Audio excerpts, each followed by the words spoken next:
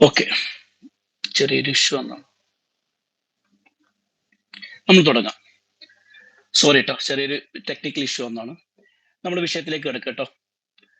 അപ്പോ കഴിഞ്ഞ യൂണിറ്റിൽ നമ്മൾ പഠിച്ചിരുന്നത് സൈക്കോളജിയുടെ ആദ്യ ഭാഗങ്ങളെ കുറിച്ച്, അതായത് ഇൻട്രൊഡക്ഷനും അതിന്റെ ഡെഫിനിഷനും, അതൊരു സയൻസ് ആണോ അതല്ല ആർട്ടാണോ എന്ന വിഷയത്തിലുള്ള ഡിസ്കഷൻ ആയിരുന്നു. ഇന്ന് നമ്മൾ പഠിക്കുന്നത് ഈ പേപ്പറിലെ ജനറൽ സൈക്കോളജി എന്ന PPCC 101 ബ്ലോക്ക് 1 രണ്ടാമത്തെ യൂണിറ്റ് ആണ്. രണ്ടാമത്തെ unit nature, scope, divisions and application psychology, ഈ 4 കാര്യങ്ങൾ ഡിസ്കസ് ചെയ്യുന്നുണ്ട്. എന്താണ് സൈക്കോളജിയുടെ നേച്ചർ എന്ന് പറയുന്നുണ്ട്. നേച്ചർ എന്ന് പറഞ്ഞാൽ അതൊരു സയൻസ് ആണോ ആർട്ടാണോ എന്ന വിഷയം, അതായത് സൈക്കോളജി ഏത് ഇതിൽ നിന്നാണ് ബ്രാഞ്ച് ഔട്ട് ചെയ്ത് വന്നത് എന്നൊക്കെ പറയുന്നുണ്ട്. പിന്നെ സ്കോപ്പ്, എന്തെല്ലാം വിഷയങ്ങളാണ് അതിൽ ഡിസ്കഷന് വിധേയമാക്കുന്നത് പറയുന്നുണ്ട്. പിന്നെ ഡിവിഷൻസ്, എത്ര ഭാഗങ്ങളുണ്ട്, ഇന്ന് സൈക്കോളജി ഏതെല്ലാം മേഖലയിൽ ഉപയോഗിക്കുന്നുണ്ട്. ഡീറ്റെയിൽ ആയ ഒരു ഡിസ്കഷൻ ആണ് ഈ യൂണിറ്റിൽ. വളരെ പ്രധാനപ്പെട്ട ഒരു യൂണിറ്റ് ആണ് കേട്ടോ. നമുക്ക് ഈ യൂണിറ്റ് പഠിക്കുമ്പോൾ ഇത്രയും കാര്യങ്ങൾ പഠിക്കാം. സൈക്കോളജി എന്ന് പറഞ്ഞാൽ നമ്മൾ കഴിഞ്ഞ യൂണിറ്റിൽ പഠിച്ച പോലെ ബിഹേവിയറിനെ കുറിച്ചുള്ള പഠനമാണെന്ന് പറയും. പിന്നെ സയന്റിഫിക്, അപ്പൊ നേച്ചർ എന്താണ്? This is A scientific study. പിന്നെ എന്തിനെ കുറിച്ചാണ് പഠിക്കുന്നത്? About behaviour. പിന്നെയോ മെന്റൽ പ്രോസസ്സ്. അപ്പൊ പ്രത്യക്ഷത്തിൽ കാണുന്ന ബിഹേവിയറും എന്നാൽ പെട്ടെന്ന് കാണാൻ മനസ്സിലാക്കാത്ത വ്യക്തിയെ ഏറ്റവും കൂടുതൽ സ്വാധീനിക്കുന്ന, സമൂഹത്തിൽ ഏറ്റവും കൂടുതൽ സ്വാധീനം ചെലുത്തുന്ന മെന്റൽ പ്രോസസ്സും, ഇത് രണ്ടും ശാസ്ത്രീയമായി പഠിക്കുന്ന ഒരു ശാസ്ത്ര ശാഖയാണ് സൈക്കോളജി. അപ്പോൾ ശാസ്ത്രീയ ശാഖയാണ്, ബിഹേവിയറിനെ പഠിക്കുന്നു, മെന്റൽ പ്രോസസ്സിനെ പഠിക്കുന്നു. പിന്നെ സൈക്കോളജി എങ്ങനെ വന്നതെന്ന് പറഞ്ഞാൽ ഫിലോസഫിയുടെ ഒരു ബ്രാഞ്ച് ഔട്ട് ആയിട്ടാണ് വന്നത്. അപ്പൊ ഫിലോസഫി ആയിരുന്നു പണ്ടുണ്ടായിരുന്നത്, അതിൽ നിന്നും പിന്നീട് ഇങ്ങനെ ഡെവലപ്പ് ചെയ്തു വന്നതാണ്. അതുകൊണ്ട് തന്നെ ഫിലോസഫിയുടെ കീഴിലുള്ളതും മറ്റു സയൻസുകളുമായിട്ട് സൈക്കോളജിക്ക് നല്ല ബന്ധമുണ്ട്. സൈക്കോളജിക്ക് മറ്റു സയൻസുകളുമായിട്ട് ബന്ധമുണ്ട്. ഒറ്റപ്പെട്ട ഒരു ബ്രാഞ്ച് അല്ല, മറിച്ച് നമ്മൾ മറ്റു സയൻസുകൾ എന്ന് പറഞ്ഞാൽ ഇതൊക്കെ ഉദാഹരണം നമുക്ക് പറയുകയാണെങ്കിൽ ഫിസിക്സ്, കെമിസ്ട്രി, ബയോളജി, ഇതിനോടൊക്കെ ബന്ധമുണ്ട്. ഇതൊക്കെ നമുക്ക് ഈ യൂണിറ്റിൽ പഠിക്കാൻ പറ്റും കേട്ടോ. പിന്നെ ഇന്ത്യയിൽ സൈക്കോളജി എങ്ങനെയാണ് ഡെവലപ്പ് ചെയ്തു വന്നത്, എവിടെയാണ് ആദ്യത്തെ സൈക്കോളജിക്കൽ ഇൻസ്റ്റിറ്റ്യൂട്ട് വന്നത്, ഇത് നമുക്ക് ഈ യൂണിറ്റിൽ പഠിക്കാൻ പറ്റും.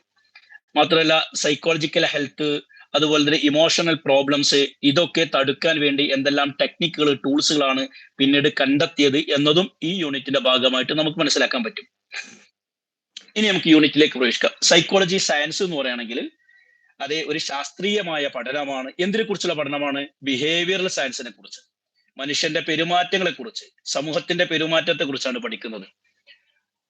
അതുകൊണ്ട് തന്നെ ഇത് മനുഷ്യനെയും സമൂഹത്തെയും മനുഷ്യന്റെ പല പല കാര്യങ്ങളെയും സിസ്റ്റമാറ്റിക് ആയ മെത്തേഡുകൾ ഉപയോഗിച്ചുകൊണ്ട് പഠിക്കുന്നു. ശാസ്ത്രീയമായ പഠനം എന്ന് പറയുമ്പോൾ സിസ്റ്റമാറ്റിക് ആയ മെത്തേഡുകൾ, ഒബ്സർവേഷൻ ആകാം, എക്സ്പെരിമെന്റേഷൻ ആകാം, അല്ലെങ്കിൽ മറ്റുള്ള മെത്തേഡുകളാകാം. ആ ഡാറ്റ കളക്ട് ചെയ്ത് സിസ്റ്റമാറ്റിക് ആയി ഇതിലും പഠിക്കുന്നുണ്ട്. അതുകൊണ്ട് തന്നെ ഇതൊരു ശാസ്ത്രമാണ് എന്നതുകൊണ്ട് തന്നെ ഫിസിക്കൽ സയൻസുകളായ മറ്റു സാധനങ്ങൾ, ഉദാഹരണം ഫിസിക്സ്, അതിൽ നമ്മൾ ഒബ്ജക്റ്റിവിറ്റി ഉണ്ട്, എക്സ്പെരിമെന്റേഷൻ ഒക്കെ നടത്താറുണ്ട്. അതേ രൂപത്തിൽ സൈക്കോളജിയിലും നടത്താം. അതേസമയം ബയോളജിക്കൽ സയൻസുകളായ ബയോളജിയിൽ നമ്മൾ ബ്രെയിനിനെ കുറിച്ച് പഠിക്കുന്നു, ഹെറിഡിറ്റിയെ കുറിച്ച് പഠിക്കുന്നു, ന്യൂറോണുകളെ കുറിച്ച് പഠിക്കുന്നു, ഹോർമോണുകളെ കുറിച്ച് പഠിക്കുന്നു. ഇതേ രൂപത്തിൽ സൈക്കോളജിയിലും പഠിക്കും. അപ്പോൾ ഫിസിക്കൽ സയൻസിനെ പോലെ ബയോളജിക്കൽ സയൻസിനെ പോലെ അതിലൊക്കെ ഉപയോഗിക്കുന്ന ടെക്നിക്കുകളും മെത്തേഡുകളും നമ്മൾ ഈ പറയുന്ന സൈക്കോളജിയിൽ ഉപയോഗിക്കാറുണ്ട്. മാത്രമല്ല സാധാ സയൻസ് ഉപയോഗിക്കുന്ന പ്രഡിക്ഷൻ, എക്സ്പ്ലനേഷൻ, ഇതൊക്കെ നമ്മൾ സൈക്കോളജിയിൽ ഉപയോഗിക്കാൻ പറ്റും. ചില കാര്യങ്ങൾ വെച്ചുകൊണ്ട് നമുക്ക് പ്രെഡിക്റ്റ് ചെയ്യാൻ പറ്റും, ചില സംഭവങ്ങളെ നമുക്ക് എക്സ്പ്ലെയിൻ ചെയ്യാൻ പറ്റും. മാത്രമല്ല ചില ടൂളുകൾ ഉപയോഗിച്ചുകൊണ്ട് നമുക്ക് ബിഹേവിയറിനെ കൺട്രോൾ ചെയ്യാൻ പറ്റും. അപ്പോൾ സാധാരണഗതിയിൽ ഒരു ശാസ്ത്രം എങ്ങനെയൊക്കെയാണോ ആ ഫിസിക്സിനെ അല്ലെങ്കിൽ ആ ഒരു സയൻസിനെ കൺട്രോൾ ചെയ്യുന്നെങ്കിൽ അതേ രൂപത്തിൽ സൈക്കോളജിയും ഒരു സയൻസ് രൂപത്തിൽ ആ ടൂളുകളും ടെക്നിക്കുകളും ഉപയോഗിക്കുന്നുണ്ട് എന്നുള്ളതാണ്. ഇനി സൈക്കോളജി നമ്മളൊരു സയൻസ് എന്ന് പറഞ്ഞല്ലോ, അപ്പോ അതിന് മറ്റു സയൻസുകളുമായിട്ട് വല്ല ബന്ധവുമുണ്ടോ? ഈ നിങ്ങൾ അറിയുന്ന ഏതെങ്കിലും സയൻസുകളെ കുറിച്ച് ഒന്ന് പറയാവോ? സൈക്കോളജിക്ക് ഏതെങ്കിലും സയൻസുമായിട്ട് കണക്ഷൻ ഉണ്ടോ? നിങ്ങൾക്ക് ആർക്കെങ്കിലും ഒന്ന് പറയാൻ പറ്റുമോ?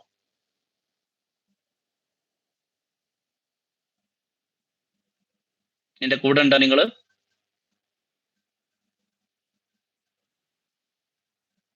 ആർക്കെങ്കിലും പറയാൻ പറ്റുമോ സൈക്കോളജിക്ക് മറ്റു സയൻസുകളായിട്ട് ബന്ധമുണ്ടോ എന്ന വിഷയം? ഹലോ, ഞാൻ ഒറ്റക്കാണോ? ആരും പറയില്ലല്ലേ? നിങ്ങൾ ധൈര്യമായിട്ട് പറഞ്ഞോളൂ, പേടിക്കേണ്ട കേസൊന്നുമില്ല.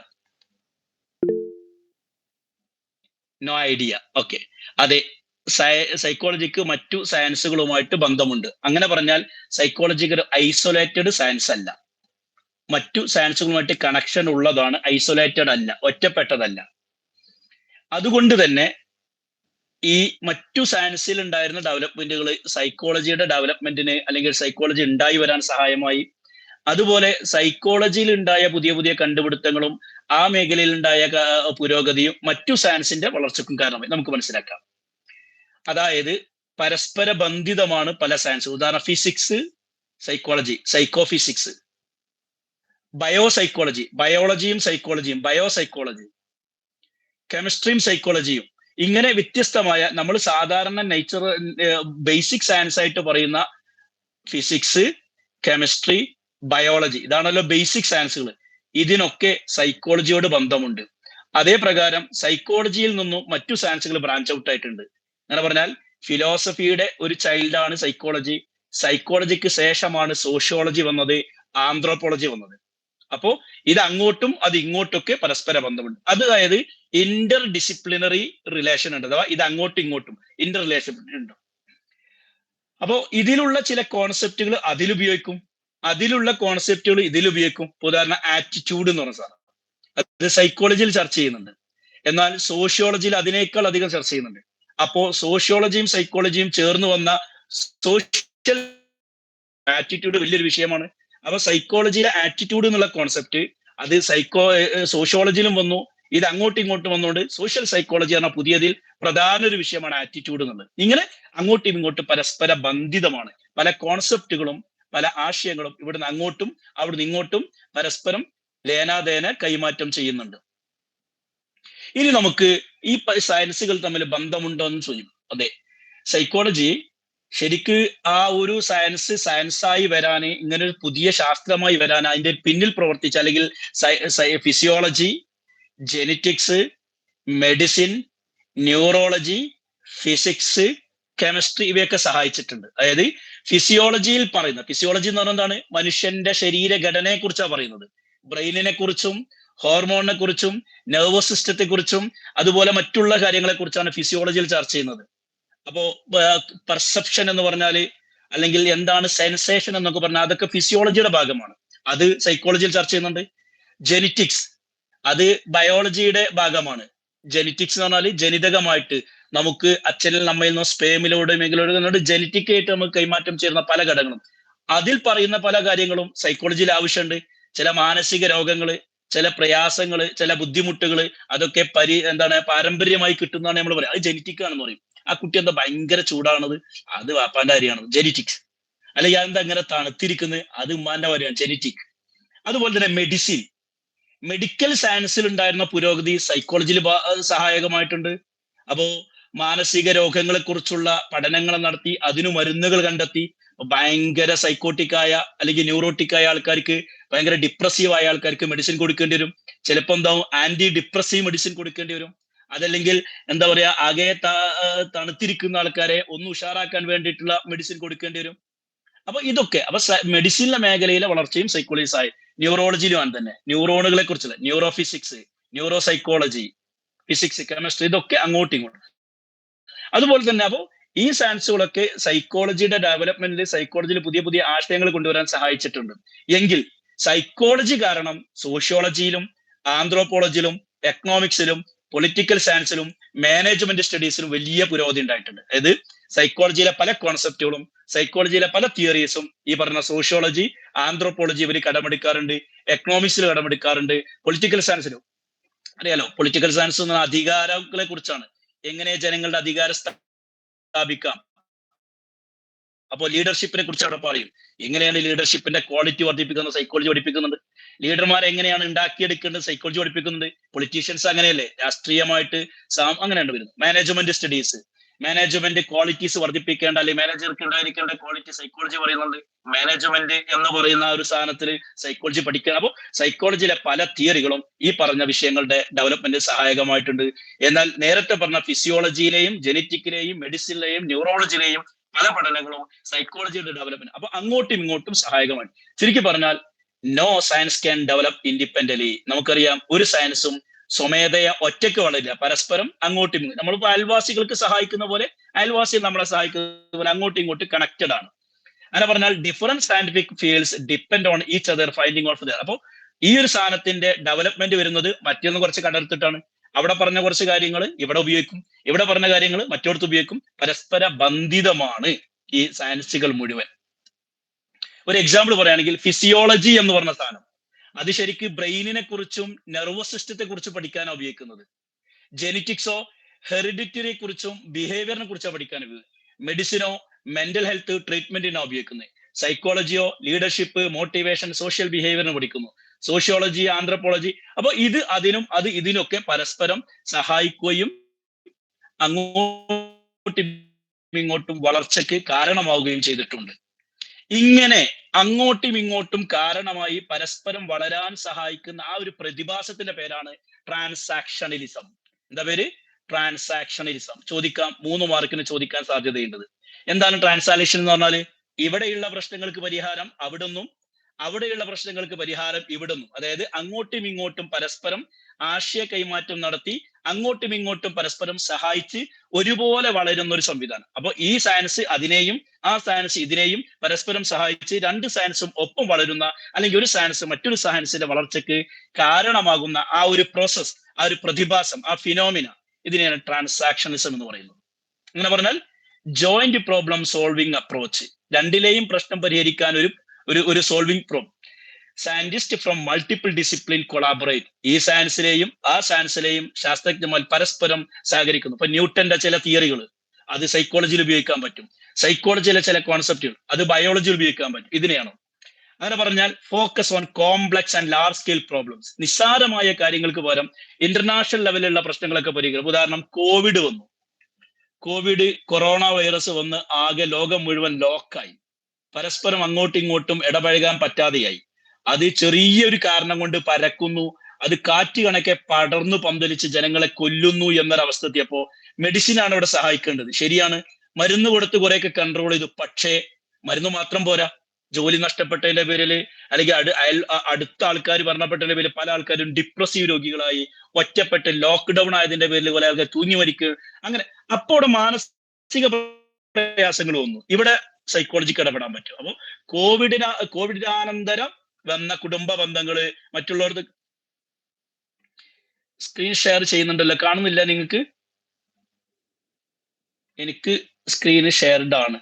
ഒരു മിനിറ്റ് കേട്ടോ, നിങ്ങൾക്ക് സ്ക്രീൻ ഷെയർ ചെയ്യും.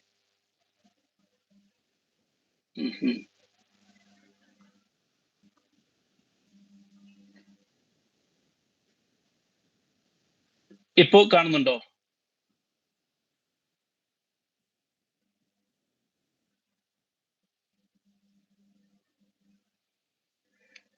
Okay, very good. സോറി, ഞാൻ ശ്രദ്ധിച്ചില്ല. അപ്പോ ലാർജ് സ്കെയിൽ പ്രശ്നങ്ങൾക്കൊക്കെ പരിഹാരമായിട്ട് ഈ സൈക്കോളജി കാരണമായിട്ടുണ്ട്. മാത്രമല്ല അങ്ങോട്ടും ഇങ്ങോട്ടുള്ള പരസ്പര വിജ്ഞാന വിനിമയ കൈമാറ്റത്തിന് സഹായം. ഇതിനെയാണ് ട്രാൻസാക്ഷണലിസം എന്ന് പറയുന്നത്. അതായത് single discipline insufficient for global problems. വെറും മെഡിസിൻ കാരണം, മെഡിസിൻ കൊണ്ട് കൊറോണ സമയത്ത്, കോവിഡ് സമയത്തുണ്ടായ പ്രശ്നങ്ങൾ പരിഹരിക്കാൻ പറ്റിയിട്ടില്ല. ഇപ്പോ ഒരു യുദ്ധം നടക്കുകയാണ്, രണ്ട് രാജ്യങ്ങൾ തമ്മിൽ, അല്ലെങ്കിൽ രണ്ട് സംസ്കാരങ്ങൾ തമ്മിൽ. അവിടെ വലിയ പ്രശ്നങ്ങൾ ഉണ്ടായിരിക്കും. ഇപ്പോ ഫലസ്തീനിലെ പ്രശ്നങ്ങൾ, അല്ലെങ്കിൽ ഇന്ത്യയിലുള്ള മറ്റു സംസ്ഥാനങ്ങളിൽ, ഇവിടെയൊക്കെ വലിയ വലിയ പ്രശ്നങ്ങൾ നടക്കുന്നുണ്ട്. അവിടെ വെറും മരുന്നോ കാശോ മാത്രം ഉണ്ടായിട്ട് കാര്യമില്ല. അവിടെയുള്ള മനുഷ്യന്മാരുടെ പ്രശ്നങ്ങൾ പരിഹരിക്കണമെങ്കിൽ മാനസികമായ പ്രയാസങ്ങൾ ഉണ്ടാവും. അവിടെ സൈക്കോളജിസ്റ്റിന്, കൗൺസിലേഴ്സിന് റോൾ ഉണ്ടായിരിക്കും. ഇപ്പൊ ഉദാഹരണം പറയാം, ക്ലൈമറ്റ് ചേഞ്ച് എന്ന് പറഞ്ഞാൽ നമുക്ക് മനസ്സിലാവും, ആ ഒരു പ്രകൃതിയിലുള്ള പ്രശ്നമാണ്. അതൊന്നെങ്കിൽ വനം നശിപ്പിച്ച കാരണമാണ്, അതല്ലെങ്കിൽ ഇതുകൊണ്ടാണ്. ശരിയാണ്. അതോടൊപ്പം തന്നെ അത് കാരണം മനുഷ്യൻ അനുഭവിക്കുന്ന പ്രയാസങ്ങളും ബുദ്ധിമുട്ടുകളും ഉണ്ടായിരിക്കും. അവിടെ സൈക്കോളജിക്ക് ചില റോളുകൾ കൊടുക്കാണ്ടാവും. അതാണ് എൻവയോൺമെന്റൽ സയൻസ് എന്ന് പറഞ്ഞാൽ നിങ്ങൾ മറ്റൊരു സബ്ജക്ട് പഠിക്കുന്നത്. എന്തിനാണ് സൈക്കോളജിയിൽ പഠിക്കുന്നത്? അതൊന്നും നമുക്ക് മനസ്സിലാക്കാം. അപ്പോ എന്താ വേണ്ടതെന്ന് വെച്ചാല് റിക്വയേഴ്സ് കമ്പൈൻഡ് സയന്റിഫിക് ഇഫോർട്ട്. മനുഷ്യന്റെ സകലമായ പ്രശ്നങ്ങളും പരിഹരിക്കാൻ എല്ലാ സയൻസുകളും ഒരുമിച്ചുള്ള ഒരു പ്രവർത്തനം ആവശ്യമാണ്. അപ്പോൾ പരസ്പരം അങ്ങോട്ടും ഇങ്ങോട്ടും സഹകരിച്ചാണ് വളരാൻ സാധിക്കുക. അങ്ങനെ സൈക്കോളജി മറ്റു സബ്ജക്റ്റുകൾ സൈക്കോളജിയെയും സഹായിക്കുന്നു എന്ന് പറയുന്ന ഈ ഒരു പ്രോസസ്സിന്, അല്ലെങ്കിൽ പ്രതിഭാസത്തിന് നമ്മൾ എന്ത് പറയാം? ട്രാൻസാക്ഷണലിസം എന്ന് പറയാം. അങ്ങനെ ട്രാൻസാക്ഷണലിസം ഉണ്ടായപ്പോ അതിന്റെ ഔട്ട്പുട്ട് എന്താണ്? ഇത് അങ്ങോട്ടും അത് ഇങ്ങോട്ടും സഹായിച്ചുകൊണ്ട് എന്താ ഉണ്ടായത്? പുതിയ സബ്ജക്റ്റുകൾ ഉണ്ടായി. ഏതുപോലെ biophysics, biology plus physics, biophysics, biochemistry, biology plus chemistry, geology plus physics, geophysics. ഇതിപ്പോ ഒരു സയൻസ് മറ്റൊരു സയൻസിനെ സഹായിച്ച് പുതിയതുണ്ടായതാണ്. ഇതേ രൂപത്തിൽ തന്നെയാണ് സയൻസ് വരുന്നത്. അങ്ങനെയാണ് emergence of new disciplinary field വരുന്നത്. ഉദാഹരണം അത് ഇപ്പോ ബയോസൈക്കോളജി, ബയോളജി പ്ലസ് സൈക്കോളജിയാണ് ബയോസൈക്കോളജി. അതായത് മനുഷ്യന്റെ വ്യക്തിപരമായ കാര്യങ്ങൾ ഇങ്ങനെ പഠിച്ചു. അങ്ങനെ ട്രാൻസാക്ഷൻസ് ഉണ്ടായത് കൊണ്ട് broader understanding of human and എൻവയോൺമെന്റൽ പ്രോബ്ലംസ്, ഈ മനുഷ്യൻ ജീവിക്കുന്ന ചുറ്റുപാടിലെയും വിഷയങ്ങളെ വിശദമായി പഠിക്കാൻ നമ്മൾക്ക് സഹായിച്ചിട്ടുണ്ട്. മാത്രമല്ല ഇത് അങ്ങോട്ടും അത് ഇങ്ങോട്ടും പരസ്പരം സഹായിക്കുകയും റിസർച്ചുകൾ നടത്തുകയും ചെയ്തിട്ടുണ്ട്, റിസർച്ചിനെ സഹായിച്ചിട്ടുണ്ട് എന്നുള്ളതാണ്. ഇനി നമുക്ക് പഠിക്കാനുള്ളത് സൈക്കോളജിയുടെ പ്രധാനപ്പെട്ട ബ്രാഞ്ചുകൾ ഏതൊക്കെയാണ്. സൈക്കോളജിയെ നമുക്ക് രണ്ടായി തിരിക്കാം. പൊതുവെ എല്ലാ സയൻസും രണ്ടായി തിരിയുന്ന പോലെ സൈക്കോളജിയും. ഒന്ന് ബേസിക് സയൻസ് അഥവാ അക്കാഡമിക് സയൻസ്. ഇത് പ്രധാനപ്പെട്ട ഒരു പോയിന്റ് ആണ് കേട്ടോ. ബ്രാഞ്ചസ് ഓഫ് സൈക്കോളജി എന്നുള്ള ആ പോയിന്റ് മാത്രം നോക്കിയാൽ മതി.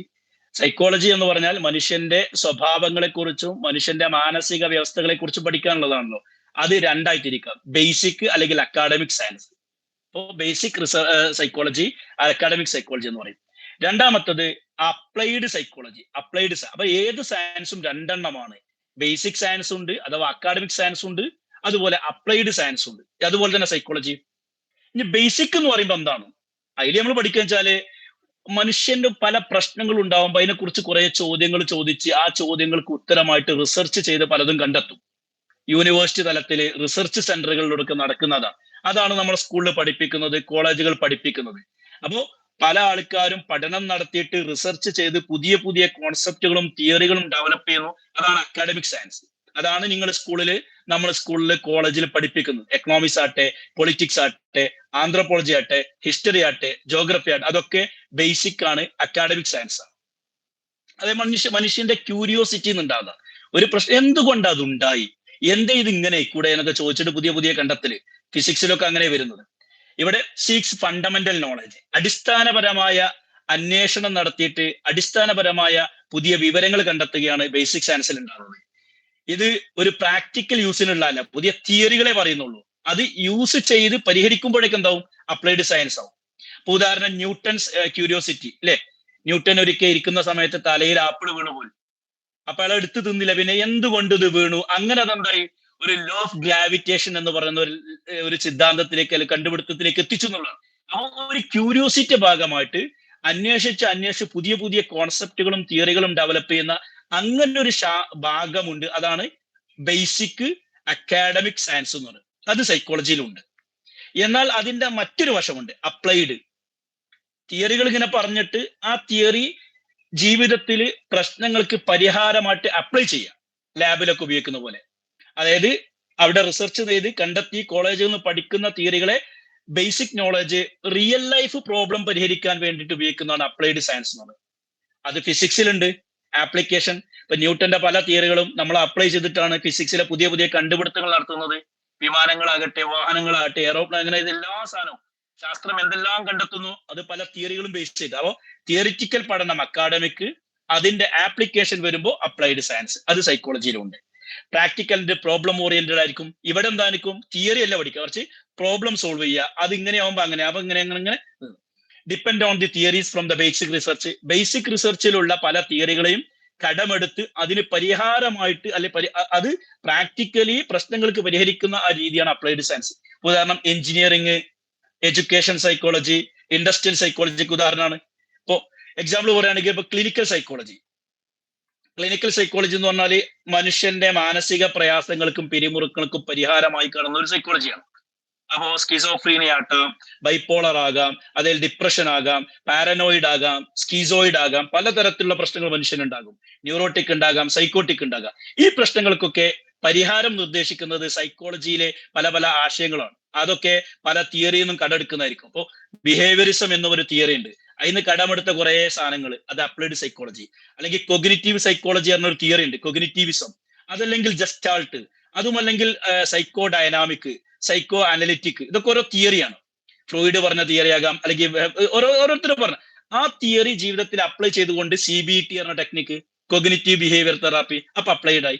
അപ്പോ clinical psychology, education psychology, industrial psychology, ഇതൊക്കെ പ്രാക്ടിക്കൽ ആപ്ലിക്കബിൾ സൈക്കോളജിക്ക് ഉദാഹരണങ്ങളാണ്. അപ്പോ ഏത് സയൻസും രണ്ടെണ്ണം ഉണ്ട്: basic, academic, applied. Basic academy സൈക്കോളജിയിലുണ്ട്, അതുപോലെ തന്നെ അപ്ലൈഡ് സൈക്കോളജിയിലുണ്ട്. ഇങ്ങനെ നമുക്ക് ബ്രാഞ്ച് ഔട്ട് ചെയ്യാൻ പറ്റും. ഇനി ബേസിക്കും അപ്ലൈഡും തമ്മിലുള്ള ബന്ധം, അതായത് ഇത് രണ്ടും കൃത്യമായിട്ട് രാത്രിയും പകലുമായിട്ട് വേർതിരിക്കാനും പറ്റില്ല. വൈകുന്നേരത്തെ മാതിരി പകല് രാത്രി കൂടി ചേർന്ന മാതിരി, അല്ലെങ്കിൽ നേരം വെളുക്കുന്ന പോലെ. രാത്രിയാണോ വെച്ചാൽ രാത്രിയാണ്, പകല. ഇതൊരു ബേസിക്കും അപ്ലൈഡും അങ്ങോട്ടും ഇങ്ങോട്ടും ഒരു വെട്ട് വെട്ടി രണ്ട് കഷ്ണമായിട്ട് നമുക്ക് എടുക്കാൻ പറ്റില്ല, പരസ്പര ബന്ധിതമാണ്.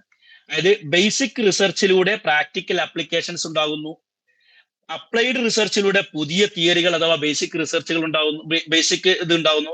അങ്ങനെ പറഞ്ഞാൽ ഇത് അങ്ങോട്ടും അത് ഇങ്ങോട്ടും. ഇവിടെ നിന്ന് നമ്മൾ പല തിയറികൾ ഉപയോഗിച്ചിട്ട് അത് അപ്ലൈ ചെയ്ത് പല പ്രശ്നങ്ങൾക്ക് പരിഹാരം കണ്ടുവരുമ്പോൾ പുതിയ പ്രശ്നം ഉണ്ടാവും, അപ്പൊ പുതിയ തിയറി ഡെവലപ്പ് ചെയ്യും. അപ്പൊ അതിന് നമ്മൾ പരിഹാരം കണ്ടുവരുമ്പോൾ മറ്റൊരു പ്രശ്നം ഉണ്ടാകും. ഇങ്ങനെ ഇങ്ങനെ ഇങ്ങനെ ഇങ്ങനെ ആണ് ഡെവലപ്മെന്റ് ഉണ്ടാകുന്നത്. അപ്പോ സയൻസിനെ രണ്ടായി തിരിച്ചു: ബേസിക് അഥവാ അക്കാഡമിക്, മറ്റൊന്ന് അപ്ലൈഡ്. അതേ രൂപത്തിൽ സൈക്കോളജി ഉണ്ട്, ബേസിക് ഉണ്ട് അഥവാ അക്കാഡമിക് ഉണ്ട്, പിന്നെ അപ്ലൈഡ് ഉണ്ട് പറഞ്ഞു. ഇനി നമ്മൾ വേറെ രീതിയിൽ സൈക്കോളജിയെ തരംതിരിക്കുകയാണ്. ഇത് പല രീതിയിൽ തിരിക്കുന്നുണ്ട്, നിങ്ങൾ പുസ്തകം വായിക്കും മനസ്സിലാവും. എന്നാലും മനസ്സിലാക്കുക, ബേസിക് ആൻഡ് അപ്ലൈഡ് എന്ന രണ്ട് കാറ്റഗറി ഉണ്ട്. ഇനി പഠിക്കുന്നത് എങ്ങനെയാണ്, സൈക്കോളജി ഏതിനെയാണ് ഫോക്കസ് ചെയ്യുന്നത്, ഏത് ഏരിയയാണ് ഫോക്കസ് ചെയ്യുന്നത് എന്ന രീതിയിൽ രണ്ടായി തിരിക്കുക സൈക്കോളജി.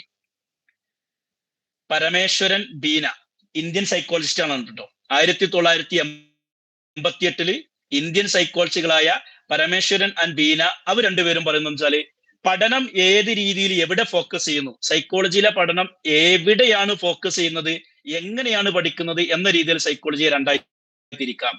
ഒന്ന് ജനറൽ സൈക്കോളജി, രണ്ട് ഡിഫറൻഷ്യൽ സൈക്കോളജി.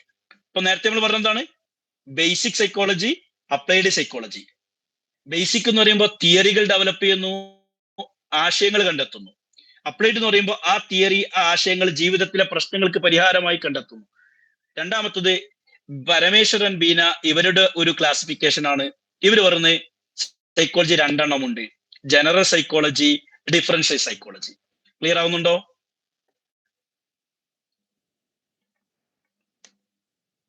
ഫോളോ ചെയ്യുന്നുണ്ടോ നിങ്ങൾ? എന്നെ ഫോളോ ചെയ്യുന്നുണ്ടോ? മനസ്സിലാവുന്നുണ്ടോ? യെസ്. ഇനി ഡിഫറൻഷ്യൽ സൈക്കോളജി എന്ന് പറഞ്ഞാൽ എന്താണ്? ജനറൽ സൈക്കോളജി, ഡിഫറൻഷ്യൽ സൈക്കോളജി എന്ന് പറഞ്ഞാൽ അതിൽ ഡിഫറൻഷ്യൽ എന്ന് പറഞ്ഞാൽ വ്യത്യാസം എന്നാണല്ലോ. ഡിഫറൻറ്റ് പറഞ്ഞാൽ വ്യത്യസ്തമായതൊന്നല്ലേ, അതാണ്. ഇൻഡിവിജ്വൽ ഡിഫറൻസസ് പഠിക്കുക. ഉദാഹരണം, ഒരു വീട്ടില് 5 കുട്ടികൾ എന്ന് വിചാരിക്കുക. ഈ 5 കുട്ടികളും 5 രൂപത്തിലായിരിക്കും പെരുമാറുന്നത്. ഒരാൾ വാപ്പാന്റെ മാതിരിയായിരിക്കും, മറ്റാൾ ഉമ്മാന്റെ മാതിരിയായിരിക്കും, വേറൊന്ന് വല്യമ്മാന്റെ രൂപത്തിലായിരിക്കും, വേറെ ആ കുടുംബത്തിൽ ഒരാളെയും പോലെ. എന്തുകൊണ്ട് ഇങ്ങനെ പെരുമാറുന്നു? ഒരു കുട്ടിയെ നമ്മൾ വേറൊരു നാട്ടിൽ അല്ലെങ്കിൽ വേറെ സ്ഥാപനത്തിൽ കൊണ്ടേ പഠിപ്പിച്ച് വളർത്തി വരുമ്പോഴേക്കും അവന്റെ സ്വഭാവം കൾച്ചറും മാറും. എന്തുകൊണ്ട് ഇത് മാറുന്നു? അപ്പോ ഓരോ വ്യക്തികളും വ്യത്യസ്തമാകുന്നത് എന്തുകൊണ്ടാണ്? ഒരാൾ തന്നെ പല സമയങ്ങളിലും പല രീതിയിൽ പെരുമാറുന്നു, അതെന്തുകൊണ്ട്? ഇങ്ങനെ വ്യക്തികളുടെ സ്വഭാവത്തെ കുറിച്ച് പഠിക്കുമ്പോൾ ഇൻഡിവിജ്വൽ ഡിഫറൻസ്, ഓരോ വ്യക്തിയിലുള്ള വ്യത്യാസങ്ങൾ, പ്ലസ് ഒരു വ്യക്തി തന്നെ പല സമയത്തും പല രൂപത്തിൽ പെരുമാറാൻ കാരണം എന്തായിരിക്കും എന്നൊക്കെ പഠിക്കുമ്പോൾ എന്താണ് ഇൻഡിവിജ്വൽ സൈക്കോളജി, ഇൻഡിവിജ്വൽ ഡിഫറൻസസ്. അവിടെ നമ്മൾ എന്ത് ചെയ്യുന്നു? ഇന്റലിജൻസ്, പേഴ്സണാലിറ്റി, ആപ്റ്റിറ്റ്യൂഡ്, എബിലിറ്റി, ഇതൊക്കെ ആയിരിക്കും പഠിക്കുക. അങ്ങനെ പറഞ്ഞാൽ Y he's intelligent than this, അയാൾ എന്തുകൊണ്ട് മറ്റയാളെക്കാൾ ഇന്റലിജന്റ് ആയിട്ട് പെർഫോം ചെയ്യുന്നു, എന്തുകൊണ്ട് അയാളുടെ പേഴ്സണാലിറ്റി മറ്റേ ആളെക്കാൾ ബെറ്റർ ആയിരിക്കുന്നു, അല്ലെങ്കിൽ എന്ത് ആപ്റ്റിറ്റ്യൂഡാണ് ആ വ്യക്തിയിൽ ഉള്ളത്, എന്ത് എബിലിറ്റി. അപ്പൊ ഇങ്ങനെ ഓരോ വ്യക്തിയിലുമുള്ള ചില ഘടകങ്ങളാണിത്. ആപ്റ്റിറ്റ്യൂഡ് പറഞ്ഞാൽ എന്താന്ന് നിങ്ങൾ പഠിക്കും, പേഴ്സണാലിറ്റി എന്താന്ന് പഠിക്കും, ഇന്റലിജൻസ് എന്താന്ന് പഠിക്കും, എബിലിറ്റി എന്താന്നൊക്കെ പഠിക്കും. ഇതൊക്കെ നിങ്ങൾ പഠിക്കാനിരിക്കുന്ന കോൺസെപ്റ്റുകളാണ്. ഇങ്ങനെ ഇൻഡിവിജ്വൽ ഡിഫറൻസിനെ കുറിച്ച് പഠിക്കുന്ന ശാസ്ത്രശാഖയെ നമ്മൾ എന്ത് പറയുന്നു? ആ ഇൻഡിവിജ്വൽ സൈക്കോളജി അല്ലെങ്കിൽ ഡിഫറൻഷ്യൽ സൈക്കോളജി എന്ന് പറയുന്നു. ഇവിടെ നമ്മൾ എന്ത് ചെയ്യുക? പല മെഷർമെന്റുകളും പല അസസ്മെന്റ് ഉപയോഗിക്കും. ഇപ്പൊ ഇന്റലിജൻസ് അളക്കാൻ ഒരു ടൂൾ ഉണ്ട്. ഇന്റലിജൻസ് അളക്കാൻ ഇപ്പൊ നമ്മൾ പനി അളക്കാറല്ലേ, ഡോക്ടറെ അടുത്ത് പോയി കഴിഞ്ഞാൽ അങ്ങനെ പരിശോധിച്ചിട്ട് അത്ര ഉണ്ടെന്ന് പറയും. ഈ രക്തം വളർന്നിട്ട് ഇത്രയാണ്, പ്രഷർ ഇത്രയാണ്, ഇത് ഷുഗർ ഉള്ളതെന്നൊക്കെ പറഞ്ഞ പോലെ തന്നെ ഇന്റലിജൻസ് ഇത്രയുണ്ട്, ആള് പൊട്ടനാണ്, അല്ലെങ്കിൽ നല്ല ബുദ്ധിമാനാണ്, അല്ലെങ്കിൽ ഇവന്റെ ആപ്റ്റിറ്റ്യൂഡ് ഇതാണ് SLC കഴിഞ്ഞാൽ നിങ്ങൾ ആപ്റ്റിറ്റ്യൂഡ് ടെസ്റ്റ് നടത്താറുണ്ടാവും, പേഴ്സണാലിറ്റി അളക്കാറുണ്ട്. പേഴ്സണാലിറ്റിന്റെ കുറെ ടൂളുകളുണ്ട് നിങ്ങൾ ഹയർ ക്ലാസ്സിൽ പഠിക്കുമ്പോൾ. ഇങ്ങനെ ഓരോന്നും അളന്ന് തിട്ടപ്പെടുത്തി വ്യക്തികളെ തരംതിരിച്ച് വ്യക്തികളുടെ വ്യത്യാസ വിധങ്ങളൊക്കെ തരംതിരിക്കുന്ന ആ ഭാഗമാണ് ഡിഫറൻഷ്യൽ സൈക്കോളജി. എന്നാൽ ജനറൽ സൈക്കോളജി പറഞ്ഞാലോ, അത് പൊതുവായ കാര്യങ്ങളാണ് ചർച്ച ചെയ്യുക. ഒരു വ്യക്തിയിലേക്കോ അല്ലെങ്കിൽ ഒരു സ്വഭാവത്തിലേക്കല്ല നോക്കുക, പിന്നെ ജനറൽ കാര്യങ്ങൾ, മൊത്തത്തിൽ മനുഷ്യരെ കുറിച്ച്, മൊത്തത്തിൽ മനുഷ്യരെ ബാധിക്കുന്ന കാര്യങ്ങളെ കുറിച്ച് ചർച്ച ചെയ്യുക. അപ്പോൾ ജനറൽ കാര്യങ്ങൾ ചർച്ച ചെയ്യുന്ന ആ സൈക്കോളജി ജനറൽ സൈക്കോളജി എന്നും, ഓരോ വ്യക്തിയിലെയും ഇൻഡിവിജ്വൽ ആസ്പെക്ട് ചർച്ച ചെയ്യുമ്പോൾ അത് ഇൻഡിവിജ്വൽ സൈക്കോളജി. ഇങ്ങനെ രണ്ട് സൈക്കോളജി ഉണ്ട് എന്ന് ആര് പറഞ്ഞു? പരമേശ്വരൻ ആൻഡ് മീന പറഞ്ഞു. General psychology studies general laws of behaviour, പൊതു നിയമങ്ങള്. Focus on similarity among individual, വ്യക്തികൾക്കിടയിൽ എന്തുകൊണ്ട് ഇന്ത്യൻ സമൂഹവും യൂറോപ്യൻ സമൂഹവും തമ്മിലുള്ള സാമീപ്യം എന്തൊക്കെയാണ്? വ്യത്യാസം പഠിക്കുമ്പോൾ ഡിഫറൻഷ്യൽ ആയി അല്ലെ? കേരളത്തിലെ ഒരു മതസമൂഹവും മറ്റൊരു സമൂഹവും തമ്മിൽ എത്രമാത്രം അടുപ്പമുണ്ട്, ഈ അടുപ്പങ്ങൾ എന്തുകൊണ്ട് ഇവർ ഈ രീതിയിൽ അടുത്ത് പെരുമാറും, അങ്ങനെ സിമിലാരിറ്റി ചർച്ച ചെയ്യുന്നത്. Connected mainly with normal adults, സാധാ ജനങ്ങളെ കുറിച്ച് നമ്മളെ കുറിച്ചൊക്കെ ഉള്ള പഠനമാണെങ്കിൽ അത് ജനറൽ സൈക്കോളജിയാണ്. എന്നാൽ ചെറിയ ചെറിയ ഇഷ്യൂസ് ഒക്കെ ഉള്ള ആൾക്കാരെ കുറിച്ച് ആയിട്ടുള്ളവരെ കുറിച്ച് പഠിക്കുമ്പോൾ ഡിഫറൻറ്റ് സൈക്കോളജിയാണ്. ഉദാഹരണം, പഠനത്തിൽ കുറച്ച് വൈകല്യമുള്ള പിന്നാക്കം നിൽക്കുന്ന ഒരു കുട്ടി, എന്തുകൊണ്ട് അവൻ ഇങ്ങനെ പിന്നാക്കം നിൽക്കുന്നു, അവനെ സ്പെസിഫിക് ആയി പഠിച്ച് കണ്ടെത്തുമ്പോൾ അതിന്റെ കാരണം ഇതാണ് ഇങ്ങനെ പഠിക്കുമ്പോൾ ഡിഫറൻഷ്യൽ സൈക്കോളജി. എന്നാൽ മൊത്തത്തിൽ ഒരു ക്ലാസ്സിനെ, ഒരു സ്കൂളിനെ അല്ലെങ്കിൽ ഒരു നാടിനെ മൊത്തം പഠിക്കുമ്പോൾ അത് ജനറൽ സൈക്കോളജി. ഇവിടെ എന്താ വെച്ചാൽ മറ്റു ബ്രാഞ്ചുകൾക്കുള്ള ഫൗണ്ടേഷൻ. അപ്പൊ ഇതൊരു പെരിഫറൽ സാധനമാണ്, അല്ലെങ്കിൽ ജനറൽ സാധനമാണ്. ഇതിൽ നിന്ന് ബ്രാഞ്ച് ഔട്ട് ചെയ്ത് സ്പെസിഫിക് ആയ കാര്യങ്ങൾ പഠിക്കുമ്പോൾ ഡിഫറൻറ്റ് സൈക്കോളജി ആവുന്നു. അപ്പോ സൈക്കോളജി നമ്മൾ ഡിവൈഡ് ചെയ്തു, സ്കോപ്പാണ് പറയുന്നത്. ഡിവൈഡ് ചെയ്ത് ആദ്യം രണ്ടാക്കി, അപ്ലൈഡ് ആൻഡ് ബേസിക്, അക്കാഡമിക്. പിന്നെ രണ്ടായിട്ട് വേറെ രീതിയിൽ ഫോക്കസ് എവിടെയൊക്കെ നോക്കിയിട്ട് രണ്ടാക്കി, ജനറൽ സൈക്കോളജി, ഡിഫറൻഷ്യൽ സൈക്കോളജി. ഇനി സൈക്കോളജി ആയാലും മറ്റു സയൻസുകളായിരുന്നാലും ആദ്യഘട്ടത്തിൽ രണ്ട് ഭാഗമായിട്ട്, രണ്ട് രീതിയിലാണ് കണ്ടിരുന്നത്. Early division of psychology. ഇതൊക്കെ പുസ്തകത്തിൽ അതേ രൂപത്തിൽ പാറ്റേണിൽ ഫോളോ ചെയ്തോട്ടോ. പുസ്തകത്തിൽ കുറെ ഉണ്ട്, അതിന്റെ പോയിന്റുകൾ മാത്രം എടുത്ത് ചർച്ച ചെയ്യാണ്, ഇതൊന്നും വിട്ടുപോരുത്. സൈക്കോളജിയെ ഡിവൈഡ് ചെയ്തപ്പോ ആദ്യഘട്ടത്തിൽ ഇങ്ങനെ പറഞ്ഞത്, ഒന്ന് എക്സ്പെരിമെന്റൽ സൈക്കോളജി, മറ്റൊന്ന് നോൺ എക്സ്പെരിമെന്റൽ സൈക്കോളജി. സൈക്കോളജി എങ്ങനെയായിരുന്നു? എക്സ്പെരിമെന്റ് നടത്തിയിട്ട് എക്സ്പെരിമെന്റിലൂടെ തിയറികൾ ഡെവലപ്പ് ചെയ്ത് വരുന്ന ഒരു സൈക്കോളജി. മറ്റൊന്ന് അങ്ങനെ എക്സ്പെരിമെന്റ് ഒന്നും നടത്തുന്നില്ല, ഡയറക്റ്റ് തിയറി ഡെവലപ്പ് ചെയ്യുന്നു, അക്കാഡമിക്കിന്റെ കാര്യമാണ്. അപ്പോൾ എക്സ്പെരിമെന്റൽ ആൻഡ് നോൺ എക്സ്പെരിമെന്റൽ എന്നിങ്ങനെ രണ്ട് തരത്തിലുള്ള സൈക്കോളജി ഉണ്ട്. ഇനി എക്സ്പെരിമെന്റൽ സൈക്കോളജി എന്ന് പറയുമ്പോൾ ഏതൊക്കെയാണ്? എക്സ്പെരിമെന്റൽ സൈക്കോളജി എന്ന് പറയുമ്പോൾ അതിൽ കാര്യമായി ഫോക്കസ് ചെയ്യുന്നത് ഫണ്ടമെന്റൽ പ്രോസസ് ഓഫ് ബിഹേവിയർ, മനുഷ്യന്റെ പെരുമാറ്റത്തിലെ ഫണ്ടമെന്റൽ, ആധികാരികമായ അടിസ്ഥാനപരമായ ഘടകങ്ങളെ കുറിച്ച് ചർച്ച ചെയ്യാം. അവിടെ ആ അടിസ്ഥാനപരമായ ഘടകങ്ങൾ പഠിക്കണമെങ്കിൽ എന്താ? എക്സ്പെരിമെന്റുകൾ നടത്തും. എക്സ്പെരിമെന്റ് നടത്തിയിട്ടാണ് അടിസ്ഥാന ഘടകങ്ങളെ കുറിച്ച് പഠിക്കുന്നത്. ഉദാഹരണം, ദേഷ്യം. മനുഷ്യൻ എപ്പോഴാണ് ദേഷ്യം കൂടുന്നത്, അല്ലെങ്കിൽ മനുഷ്യന്റെ മോട്ടിവേഷൻ എന്ന് പറഞ്ഞാൽ എന്താണ്, മോട്ടിവേഷൻ കൂടാനുള്ള വഴികൾ എന്തൊക്കെ, എക്സ്പെരിമെന്റ് നടത്തിയിട്ട് അതിങ്ങനെ പഠിച്ച്, motivation theory, attitude theory, aptitude theory, ഇങ്ങനെ കുറെ കോൺസെപ്റ്റുകൾ പഠിക്കാണ്ട്. ഈ കോൺസെപ്റ്റുകളൊക്കെ എക്സ്പെരിമെന്റ് നടത്തിയിട്ട് മൃഗങ്ങളിലും മനുഷ്യരിലൊക്കെ എക്സ്പെരിമെന്റ് നടത്തുമ്പോൾ അത് എക്സ്പെരിമെന്റ് സൈക്കോളജി.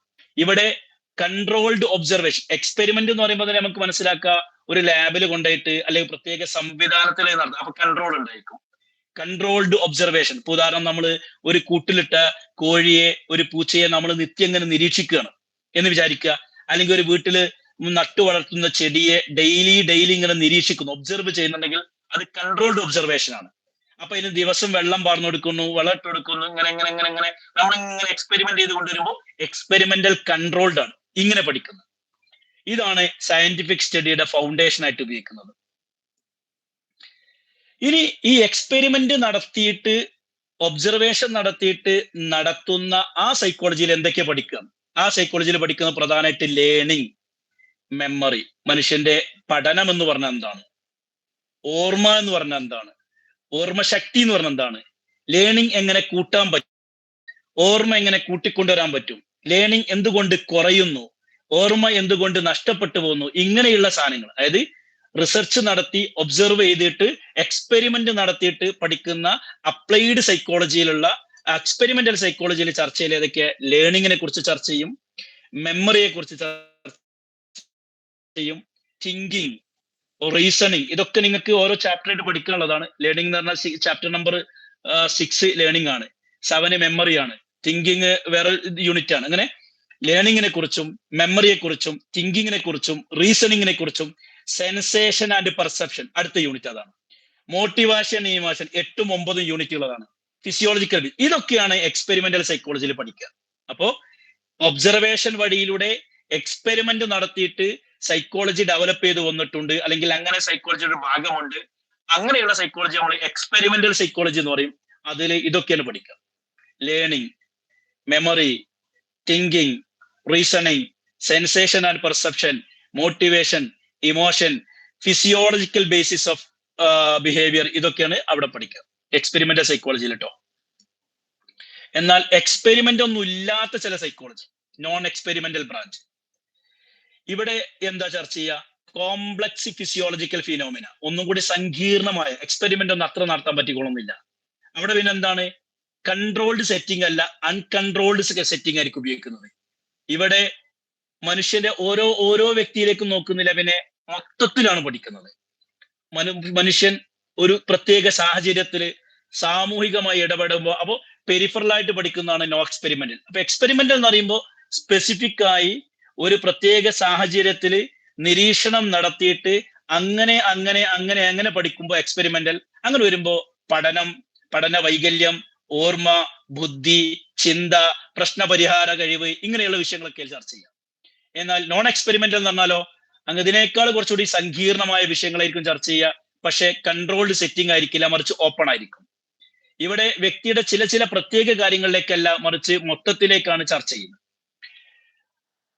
അത് നോൺ എക്സ്പെരിമെന്റൽ സൈക്കോളജിനെ 2 നമുക്ക് കാണാൻ സാധിക്കും. Non experimental psychology, child psychology, adolescent psychology, gerontology, ഇങ്ങനെ 3. ഫിസിയോളജിക്കൽ സൈക്കോളജി നമ്മൾ പഠിച്ചല്ലോ, അതിന്റെ ഡെവലപ്മെന്റ് അതിങ്ങനെ പുരോഗമിക്കുമ്പോൾ ചൈൽഡ് സൈക്കോളജി, അതായത് കുഞ്ഞുങ്ങളെ കുറിച്ച് പഠിക്കുന്നത്, അത് മൊത്തത്തിലാണ്, ഒരു വ്യക്തിയെ കുറിച്ചല്ല. ഒരു കുഞ്ഞായിരിക്കുമ്പോൾ, ജനിച്ചു വരുമ്പോൾ അവിടെ ശ്രദ്ധിക്കേണ്ട കുറെ കാര്യങ്ങൾ. അഡോളസെന്റ് സൈക്കോളജി, കുഞ്ഞ് ഒരു 19-20 വയസ്സായി കഴിഞ്ഞാൽ പിന്നെ അവിടുന്ന് അങ്ങോട്ട് 10-35 വയസ്സാകുന്നവരെ അഡോളസെന്റ് ആണ്, അഡൾട്ട്ഹുഡ് ആണ്. ആ സമയത്തുള്ള വിഷയങ്ങൾ, ആ സമയത്തുള്ള ശാരീരിക മാറ്റങ്ങൾ, മാനസിക മാറ്റങ്ങൾ, വൈകാരിക മാറ്റങ്ങൾ, ഇത് ചെറുപ്പം. അപ്പൊ കുഞ്ഞ് ജനിച്ച് ഇൻഫാന്റ് ആവുമ്പോൾ, ചൈൽഡ് ആവുമ്പോൾ, പിന്നെ ടീനേജ് ആവുമ്പോൾ, അഡൾട്ട് ആവുമ്പോൾ, അഡോളസെൻസ്, ഇങ്ങനെ ഓരോ ഘട്ടങ്ങൾ പഠിച്ചു. അതാണ് ഡെവലപ്മെന്റ് സൈക്കോളജി. ജെറന്റോളജി എന്ന് പറഞ്ഞാൽ വയസ്സായിരിക്കുന്ന പ്രായമായ ആൾക്കാർ. അപ്പോൾ ചെറിയ കുഞ്ഞിനെ കൈകാര്യം ചെയ്യേണ്ട രീതിയിലല്ല, ചെറിയ കുഞ്ഞിന്റെ സ്വഭാവ പെരുമാറ്റങ്ങളല്ല അഡോളസെന്റിൽ ഉണ്ടാകുക. അപ്പൊ അഡോളസെന്റ് കുട്ടിയിൽ കൈകാര്യം ചെയ്യേണ്ട രീതി അതല്ല. ഉദാഹരണം, LKG-യിലും UKG-യിലും കുട്ടികളെ പഠിപ്പിക്കുന്ന ആ മെത്തേഡ് അല്ല 20, 19, 18 വയസ്സായ +2 ലെവലിലെ കുട്ടികളെ പഠിപ്പിക്കേണ്ടത്. ആ മെത്തേഡ് അല്ല PGക്ക് പഠിക്കുന്ന കുട്ടികളെ പഠിപ്പിക്കേണ്ടത്. മെത്തേഡ് വ്യത്യാസമുണ്ട്, കാരണം സൈക്കോളജി പറയുന്നതാണ്. എന്നാൽ പ്രായമായ ആൾക്കാരെയോ പഠിപ്പിക്കൽ മാത്രമല്ല, പെരുമാറുന്ന ചെറിയ കുഞ്ഞിനോട് പെരുമാറുന്ന അതേ രൂപത്തിൽ നമ്മൾ വലിയവരോട് പെരുമാറേണ്ടി വരും. ജെറന്റോളജി. അപ്പോൾ പ്രായമാകുമ്പോൾ മനസ്സിലുണ്ടാകുന്ന മാനസിക വ്യത്യാസങ്ങൾ, പെരുമാറ്റ വ്യത്യാസം, ഇങ്ങനെ പഠിക്കുന്നതാണ് ജെറന്റോളജി.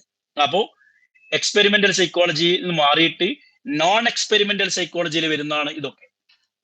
നോൺ എക്സ്പെരിമെന്റൽ സൈക്കോളജിയിൽ മറ്റൊന്നാണ് സോഷ്യൽ സൈക്കോളജി. നേരത്തെ നമ്മൾ പഠിച്ചു, സോഷ്യോളജി പ്ലസ് സൈക്കോളജി ചേർന്ന് സോഷ്യൽ സൈക്കോളജി ഉണ്ടായിരുന്നു. അത് വലുതായി പിന്നെ എന്ത് ചെയ്തു? അപ്ലൈഡ് സോഷ്യൽ സൈക്കോളജി ഉണ്ടായി. അത് നിങ്ങൾ PG സെക്കൻഡ് ഇയറിലൊക്കെ പഠിക്കാനുണ്ട്. അതുപോലെ തന്നെ ആ സോഷ്യൽ സൈക്കോളജി വീണ്ടും വലുതായി ഒന്നുകൂടി പുരോഗമിച്ച് ഓർഗനൈസേഷൻ സൈക്കോളജി, അല്ലെങ്കിൽ I എന്ന് പറയും ഇൻഡസ്ട്രിയൽ സൈക്കോളജി എന്ന് പറയും. IO എന്ന് പറഞ്ഞാൽ I, ഇൻഡസ്ട്രിയൽ, O എന്ന് പറഞ്ഞാൽ ഓർഗനൈസ്. ഇതൊക്കെ ഡെവലപ്മെന്റിന്റെ ഭാഗമായി വരുന്നത്. അപ്പോൾ സൈക്കോളജി എക്സ്പെരിമെന്റൽ ഉണ്ട്, നോൺ എക്സ്പെരിമെന്റൽ ഉണ്ട്. എക്സ്പെരിമെന്റൽ എന്ന് പറയുമ്പോൾ ലാബിൽ വെച്ച് കൺട്രോൾഡ് സിറ്റുവേഷനിലൂടെ പഠിച്ചെടുക്കുന്ന പല സാധനങ്ങളും, ഉദാഹരണം റീസണിങ്ങിനെ കുറിച്ച്, ലേണിങ്ങിനെ കുറിച്ച്, മെമ്മറിയെ കുറിച്ചൊക്കെ പഠിക്കും. മറ്റത് അൺകൺട്രോൾഡ് ആണ്, അത് വലിയ വിഷയങ്ങളെ കുറിച്ചാണ് പറയുക, അത് ജനറൽ കാര്യങ്ങളായിരിക്കും. ഏതുപോലെ ഡെവലപ്മെന്റൽ സൈക്കോളജി, അതായത് child psychology, adolescent psychology, gerontology. അതുമല്ലെങ്കിൽ സോഷ്യൽ സൈക്കോളജിയെ പോലെ, അഥവാ അപ്ലൈഡ് സോഷ്യൽ സൈക്കോളജി അല്ലെങ്കിൽ ഓർഗനൈസ്ഡ് സൈക്കോളജി, ഇതൊക്കെ നോൺ എക്സ്പെരിമെന്റൽ സൈക്കോളജിക്ക് ഉദാഹരണങ്ങളാണ്. അപ്പോൾ സൈക്കോളജി വികസിച്ച് ഇങ്ങനെയൊക്കെ ആയിട്ടുണ്ട് കേട്ടോ. ഇത് രണ്ടാണ് എങ്കിലും ബേസിക് സൈക്കോളജിയും അപ്ലൈഡ് സൈക്കോളജിയും ചേർന്ന് ഇപ്പൊ എന്തായി പുതിയ രീതിയിലേക്ക് മാറിയിട്ടുണ്ട്. അതായത് മോട്ടിവേഷൻ തിയറീസ് ഒക്കെ അപ്പൊ മോട്ടിവേഷൻ എന്ന് പറയുന്ന സാധനം നമ്മൾ എവിടെ പഠിക്കുന്നതാണ്? ബേസിക് സൈക്കോളജി പഠിക്കുന്നതാണ്. പക്ഷെ അത് സൊസൈറ്റിയിൽ അപ്ലൈ ചെയ്യുമ്പോൾ എന്താവും? Social psychology. അത് രണ്ടും. അപ്പൊ മോട്ടിവേഷൻ തിയറി സൊസൈറ്റിയിൽ അപ്ലൈ ചെയ്തു വരുമ്പോൾ ആ ബേസിക് സാധനത്തെ അപ്ലൈഡിലേക്ക് കൊണ്ടുവന്നു. അതായത് എക്സ്പെരിമെന്റൽ സാധനത്തെ നോൺ എക്സ്പെരിമെന്റൽ അപ്ലൈ ചെയ്തു.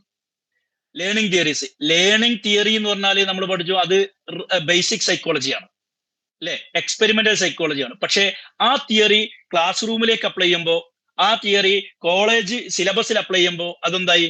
അപ്ലൈഡ് ആയി. അതല്ലെങ്കിൽ നോൺ എക്സ്പെരിമെന്റൽ ആയി. അപ്പൊ ഇത് അതിനെ സഹായിച്ചു.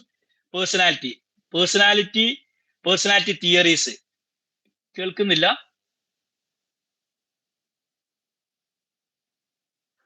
നോട്ട്സ് എഴുതി എന്താ എനിക്ക് മനസ്സിലായില്ല. എന്താ ഉദ്ദേശിക്കുന്നത്? നോട്ട്സ് വേണമെന്നാണോ?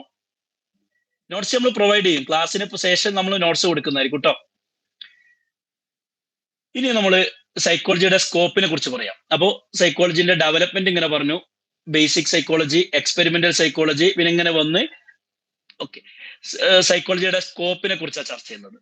സ്കോപ്പ് എന്ന് പറയുമ്പോൾ ഏത് വിഷയത്തിന്റെ സ്കോപ്പ് എന്താണ്? അതിൽ എന്തൊക്കെയാണ് ചർച്ച ചെയ്യുന്നുള്ള ഒരു വിഷയം പഠിച്ച് നമ്മൾ പറയില്ലേ, ഫിസിക്സ്, ഞാൻ BSc ഫിസിക്സിന് പോവുകയാണ്, MSc, എന്താ പിന്നെ സ്കോപ്പ്? അങ്ങനെ പറഞ്ഞാൽ അതിൽ എന്തൊക്കെ പഠിക്കുന്നു, പഠിച്ചു കഴിഞ്ഞിട്ട് എന്തെല്ലാം ജോലി കിട്ടുന്നു, അല്ലെ? അപ്പൊ അങ്ങനെയാണ് ഒരു എന്താ പറയാ സ്കോപ്പ് കൊണ്ട് ഉദ്ദേശിക്കുന്നത്. സ്കോപ്പ് എന്ന് പറഞ്ഞാൽ range of activities and applications. എന്തെല്ലാമാണ് അതിൽ ചർച്ച ചെയ്യുന്നത്? പല ഫീൽഡുകളും ചേർന്നുകൊണ്ടാണ് പലപ്പോഴും ബ്രാഞ്ചുകൾ വലുതാവുന്നത്, എക്സ്പാൻഡ് ചെയ്യുന്നത്. Individual psychology, group, social behaviour, ഇതൊക്കെ സൈക്കോളജിയിൽ ചർച്ച ചെയ്യുന്നുണ്ട്, ബ്രാഞ്ചായി വരുന്നു. അങ്ങനെ ബ്രാഞ്ച് ഔട്ട് ആയി വരുന്ന ചില സൈക്കോളജിയാണ് നമ്മൾ പഠിക്കുന്നത്. അക്കാഡമിക് സൈക്കോളജി എന്താണ്, റിസർച്ച് സൈക്കോളജി എന്താ നമ്മൾ പഠിച്ചിട്ടുണ്ട് നേരത്തെ, അല്ലെ?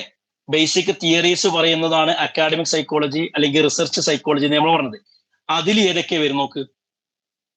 അതിൽ വരുന്ന biopsychology, cognitive psychology, comparative psychology, cultural psychology, experimental psychology, learning psychology, physiological psychology, perception and sensation psychology.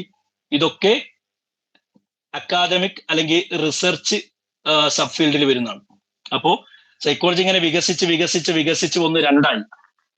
നേരത്തെ ആദ്യത്തെ പറഞ്ഞാൽ academic, pure academic science psychology അല്ലെങ്കിൽ റിസർച്ച് സൈക്കോളജി. അതിൽ കുറെ തിയറികളായിരിക്കും ഉണ്ടാകുക. അതിന് ഉദാഹരണമാണ് biopsychology, cognitive psychology, comparative psychology, cultural psychology, experimental psychology, learning psychology, physiological psychology, sensation and perception psychology. Detail നമുക്ക് പഠിക്കാം. ഇനി അതിൽ ഓരോന്നിനെ കുറിച്ച് മനസ്സിലാക്കാം. ഈ ബയോസൈക്കോളജി എന്ന് പറയുമ്പോൾ എന്തൊക്കെയാണ്?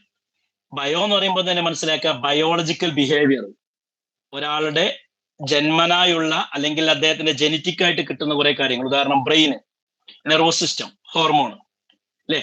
നമ്മളെ തലച്ചോറ് നമ്മുടെ ഏതെല്ലാം പ്രവർത്തനത്തിൽ എങ്ങനെയൊക്കെ സ്വാധീനിക്കുന്നു എന്ന് പഠിക്കും.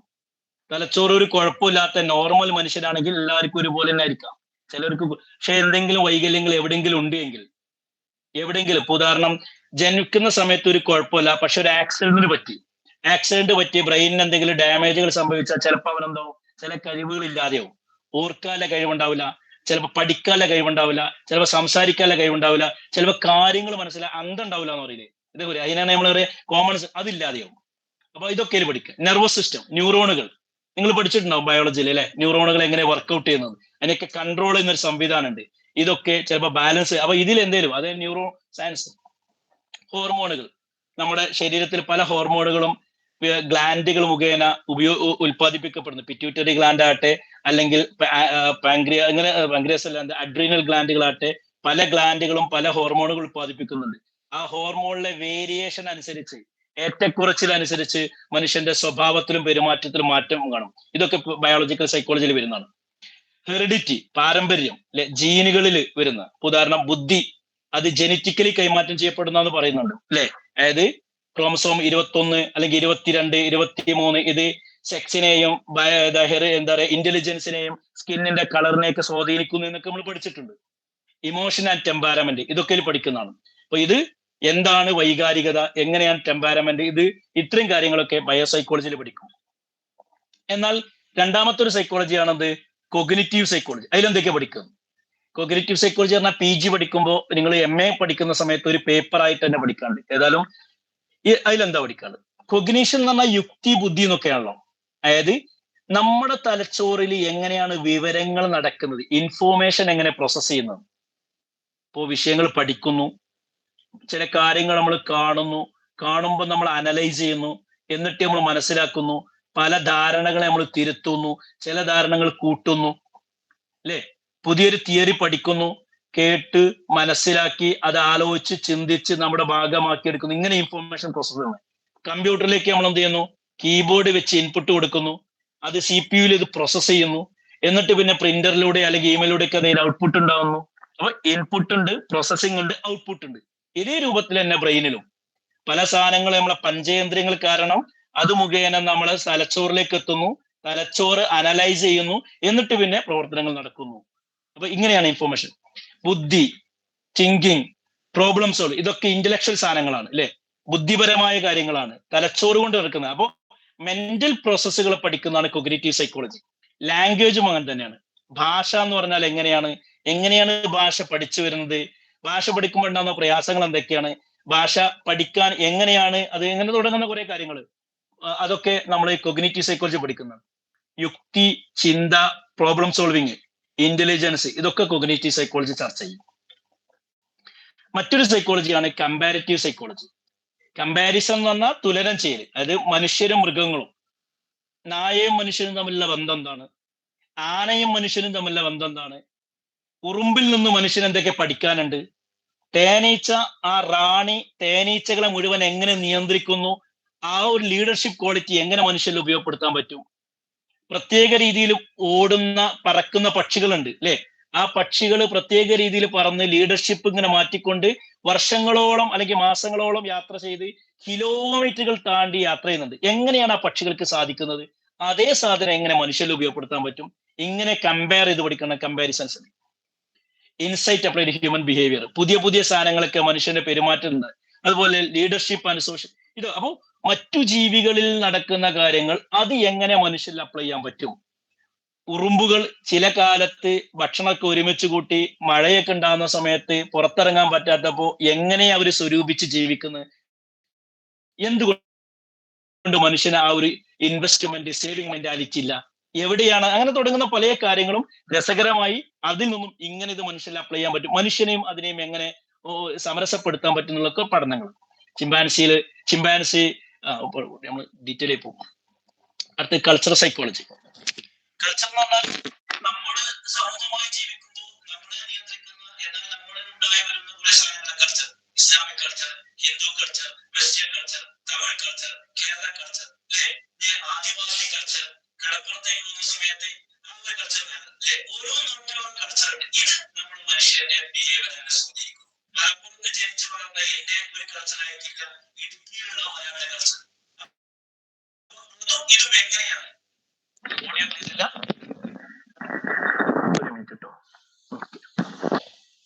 അപ്പൊ ഇതും അതും എങ്ങനെ സ്വാധീനിക്കുന്നു എന്ന് ചർച്ച ചെയ്യുന്നതാണ് നമ്മുടെ എന്ത് ചെയ്യുന്നത് ഇംപ്ലുവൻസ്.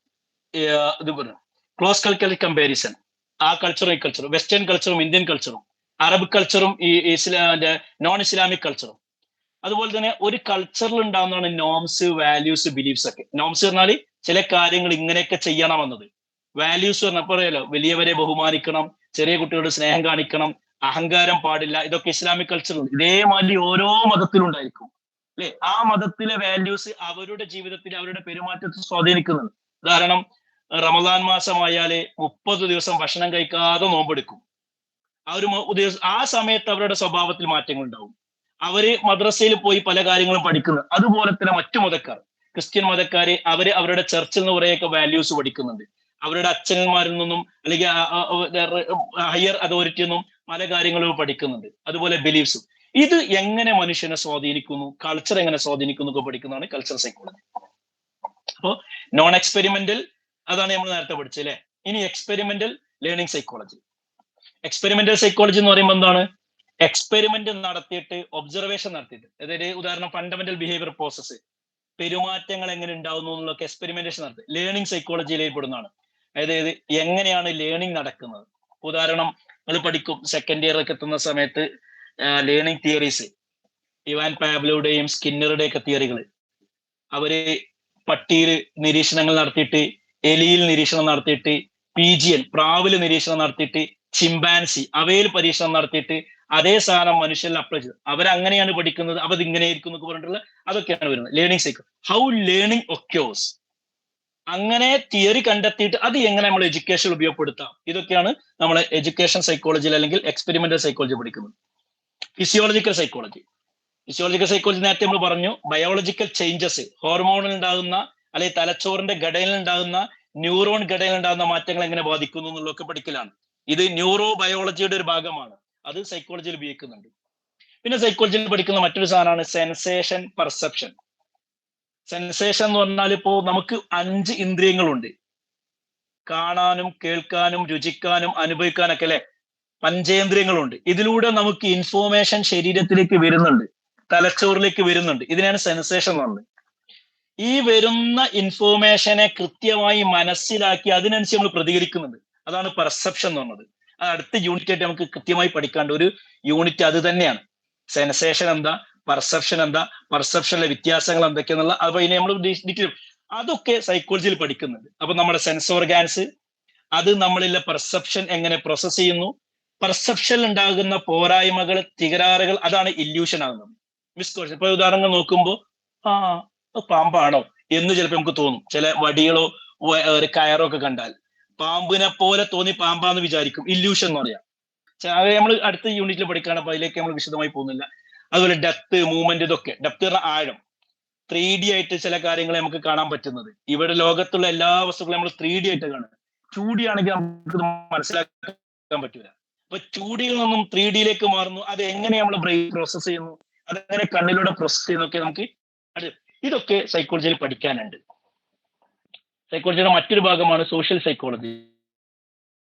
സൈക്കോളജിയിൽ നേരത്തെ സോഷ്യൽ വ്യക്തികളാണെങ്കിലും അവർ കുടുംബത്തിലെത്തുമ്പോ, സമൂഹത്തിലെത്തുമ്പോ, മറ്റുള്ളവരുടെ കൂടെ പോകുമ്പോൾ, ഓഫീസില്, നാട്ടില്, അങ്ങാടിയില്, മാർക്കറ്റില്, മാളിലൊക്കെ എത്തുമ്പോൾ പല രീതിയിലാണ് പെരുമാറുന്നത്. അത് സോഷ്യൽ ബിഹേവിയർ.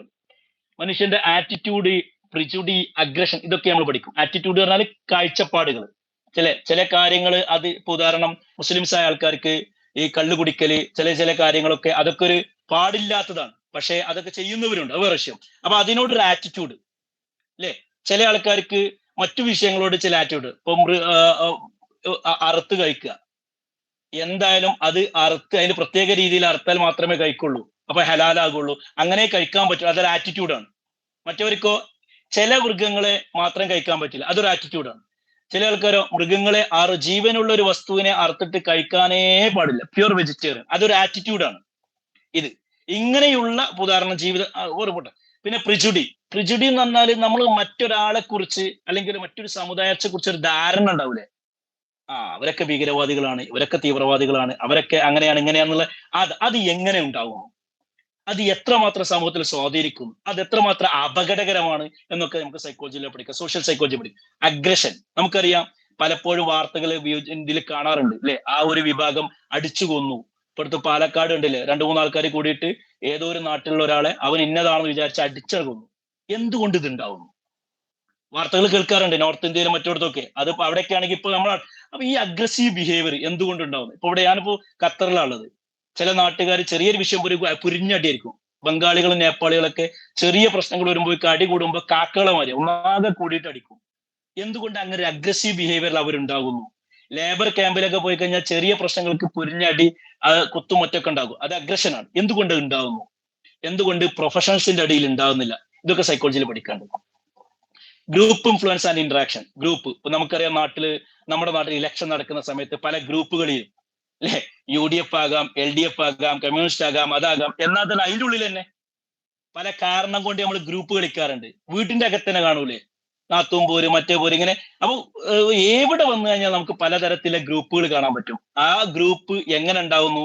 ആ ഒരു ഗ്രൂപ്പിൽ നമ്മൾ കൂടുമ്പോൾ എന്റെ സ്വന്തം വ്യക്തിത്വം മാറിയിട്ട് നമ്മൾ ഗ്രൂപ്പിന് വേണ്ടി പെരുമാറും. അങ്ങനെയുള്ള എനിക്ക് ഒരു വ്യക്തിപരമായ ഒരു കാഴ്ചപ്പാടുണ്ടാവും, പക്ഷെ എന്നാലും കൂടി ഒന്നാകുമ്പോൾ നമ്മൾ എന്ത് ചെയ്യും, അതിനനുസരിച്ച് അതൊക്കെ നിങ്ങൾ ഗ്രൂപ്പ് തിയറി ഒക്കെ പഠിക്കുമ്പോൾ അത്. പിന്നെ പൊളിറ്റിക്സ്, അങ്ങനെയുള്ള സാധനങ്ങളൊക്കെ നമ്മൾ സോഷ്യൽ സൈക്കോളജിയിൽ പഠിക്കും. പിന്നെ സൈക്കോളജിയുടെ മറ്റൊരു ഭാഗമാണ് പേഴ്സണാലിറ്റി, ജെൻഡർ. പേഴ്സണാലിറ്റി എന്ന് പറഞ്ഞാൽ എന്താണ്? ഓരോ വ്യക്തികളുടെ ട്രൈറ്റുകൾ, ഡൈനാമിക്സ് ഒക്കെ നമ്മൾ പഠിക്കുക. പേഴ്സണാലിറ്റി അസസ് ചെയ്യലൊക്കെ നമ്മൾ പഠിക്കും. ജെൻഡർ എന്ന് പറയുമ്പോൾ ആണ് പെണ്ണ് ഇവർ തമ്മിലെ വ്യത്യാസം, ആണ് പെണ്ണ് ബയോളജിക്കൽ ഡിഫറൻസ് ഉണ്ടെന്ന് പറയാം. ആ ബയോളജിക്കൽ ഡിഫറൻസ് മാത്രമാണോ ഉള്ളത്? അല്ല, മറ്റു പല വ്യത്യാസങ്ങളുണ്ട്. ശരീരത്തിലുള്ള മാത്രമല്ല, വൈകാരികമായിട്ട് മറ്റുള്ള പ്രവർത്തനങ്ങളിൽ ഇമോഷൻ കൺട്രോൾ ചെയ്യുന്നിടത്ത് എങ്ങനെ ഈ വ്യത്യാസം ഉണ്ടാവുന്നു, അതിന്റെ കാരണം എന്താണ്, ഇങ്ങനെ തുടങ്ങുന്ന കുറേ വിഷയങ്ങൾ പഠിക്കാം. Gender psychology. സൈക്കോളജിയിലെ മറ്റൊരു പുതിയൊരു ഭാഗമാണ് ക്ലിനിക്കൽ സൈക്കോളജി. ക്ലിനിക്കൽ സൈക്കോളജി എന്ന് പറഞ്ഞാൽ മാനസിക പിരിമുറുക്കങ്ങളും പ്രയാസങ്ങളും, ഇഷ്യൂസ്, ഇതിന് പരിഹാരം കാണുന്ന, കുറച്ചുകൂടി ആഴത്തിൽ ഇറങ്ങിയിട്ട് പഠിക്കുന്ന ആ ഒരു ശാസ്ത്രശാഖയാണ്.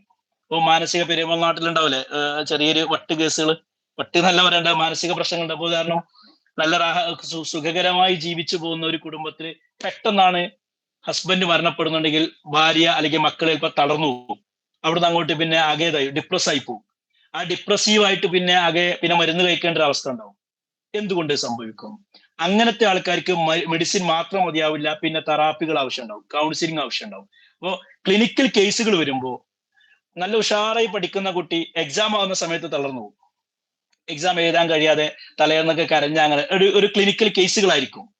ഇങ്ങനെ ചെറിയ ചെറിയ വിഷയങ്ങൾ, ഭയങ്കര മാനസിക രോഗികളുണ്ടാവും, ഭയങ്കര ആലോചിച്ചുകൊണ്ട് പ്രശ്നങ്ങൾ ഉണ്ടാക്കുന്നവർ, അല്ലെ? വെറുതെ കാരണമൊന്നുമില്ലാതെ ചിന്തിച്ച് അങ്ങനെ അപ്പുറത്ത് ആലോചിച്ചിട്ട് ഇങ്ങനെ ആയാലും അങ്ങനെ ആവില്ല, എങ്ങനെ ആയാലും അങ്ങനെ ആവില്ല, ഇങ്ങനെ, അതൊക്കെ ഒരു ക്ലിനിക്കൽ കേസുകളാണ്. അങ്ങനത്തെ കേസുകൾ കൈകാര്യം ചെയ്യാൻ പ്രത്യേക ശാസ്ത്രശാഖയുണ്ട്. അതാണ് ക്ലിനിക്കൽ സൈക്കോളജി എന്നാണ്. അപ്പോൾ മെന്റൽ ഡിസോർഡേഴ്സിനെ ഡയഗ്നോസ് ചെയ്യുകയും ട്രീറ്റ് ചെയ്യുകയും ചെയ്യും. അവര് തെറാപ്പികളും അസസ്മെന്റുകളും നടത്തും. അതായത് എത്രമാത്രം ഉണ്ട്, എത്ര സീവിയർ ആണ്, എത്ര മൈൽഡ് ആണ്, എത്ര സങ്കീർണമാണ് ഇതിന്റെ പ്രശ്നം എന്ന് അസസ് ചെയ്യും. എന്നിട്ട് അതിന് ചില തെറാപ്പികൾ, ചിലപ്പോൾ CBT ആയിരിക്കാം, അല്ലെങ്കിൽ SFBT ആയിരിക്കാം, പല തെറാപ്പികളും അവർ ഉപയോഗിക്കാറുണ്ട്. പിന്നെ ഇവിടെ നമ്മൾ ശ്രദ്ധിക്കേണ്ട വിഷയം എന്ന് പറഞ്ഞാൽ ക്ലിനിക്കൽ സൈക്കോളജിയും സൈക്യാട്രിയും തമ്മിൽ ചെറിയ വ്യത്യാസമുണ്ട്. പലപ്പോഴും ഇത് ആൾക്കാർ മനസ്സിലാക്കാറില്ല. ക്ലിനിക്കൽ സൈക്കോളജി എന്ന് പറഞ്ഞാൽ സൈക്കോളജി പഠിച്ചു, അതിൽ ഒരു PG അല്ലെങ്കിൽ MPhil അല്ലെങ്കിൽ ഒരു PhD ഒക്കെ എടുത്തു, അവരാണ് ക്ലിനിക്കൽ സൈക്കോളജിസ്റ്റുകൾ. എന്നാൽ MBBS അഥവാ സാധാ ഡോക്ടറായിട്ട് മെഡിസിൻ മേഖല പഠിച്ചിട്ട് പിന്നെ ക്ലിനിക്കൽ സൈക്കോളജിയിലേക്ക് മാറുന്നവരുണ്ട്. അതായത് പിന്നെ സൈക്കോളജി പഠിക്കുക. അപ്പോൾ അവരെന്ത് ചെയ്യുന്നു, സാധാ ഡോക്ടറാണ്, MBBS ഡോക്ടറാണ്, അതിനുശേഷം ഈ സൈക്കോളജി PhD ലെവലിലോ ഡോക്ടർ ഓഫ് സൈക്കോളജി ഒക്കെ എടുക്കുമ്പോൾ അവരെന്താവുന്നു, സൈക്യാട്രിസ്റ്റ് ആവുന്നു. അവര് വേറെയാണ്, ഇവര് വേറെയാണ്. സൈക്യാട്രിസ്റ്റുകൾക്ക് മെഡിസിൻ കൊടുക്കാം, മെഡിസിൻ നിർത്താൻ ആവശ്യപ്പെടാം. എന്നാൽ സൈക്കോളജിസ്റ്റുകൾക്ക് അല്ലെങ്കിൽ ക്ലിനിക്കൽ സൈക്കോളജികൾക്ക് മെഡിസിൻ കൊടുക്കുവാനോ കൊടുക്കുന്ന മെഡിസിനിൽ അഭിപ്രായം പറയാനോ പാടില്ല. ഇത് പൊതുവെ ശ്രദ്ധിക്കേണ്ടതാണ്. ക്ലിനിക്കൽ സൈക്കോളജി എന്ന് പറഞ്ഞാൽ സൈക്കോളജി ഡിഗ്രിയും PG ഒക്കെ പഠിച്ച് അതിൽ MPhil PhD ഒക്കെ ഉള്ളത്, അവർ മെഡിസിനെ കുറിച്ച് പഠിച്ചിട്ടില്ല. അവർക്ക് മെഡിസിൻ നിർദ്ദേശിക്കുവാനോ കുടിച്ചുകൊണ്ടിരിക്കുന്ന മെഡിസിനിൽ മാറ്റം വരുത്താനോ കുറക്കാനോ പറയാനുള്ള അധികാരമില്ല. അതാണ് ക്ലിനിക്കൽ സൈക്കോളജി.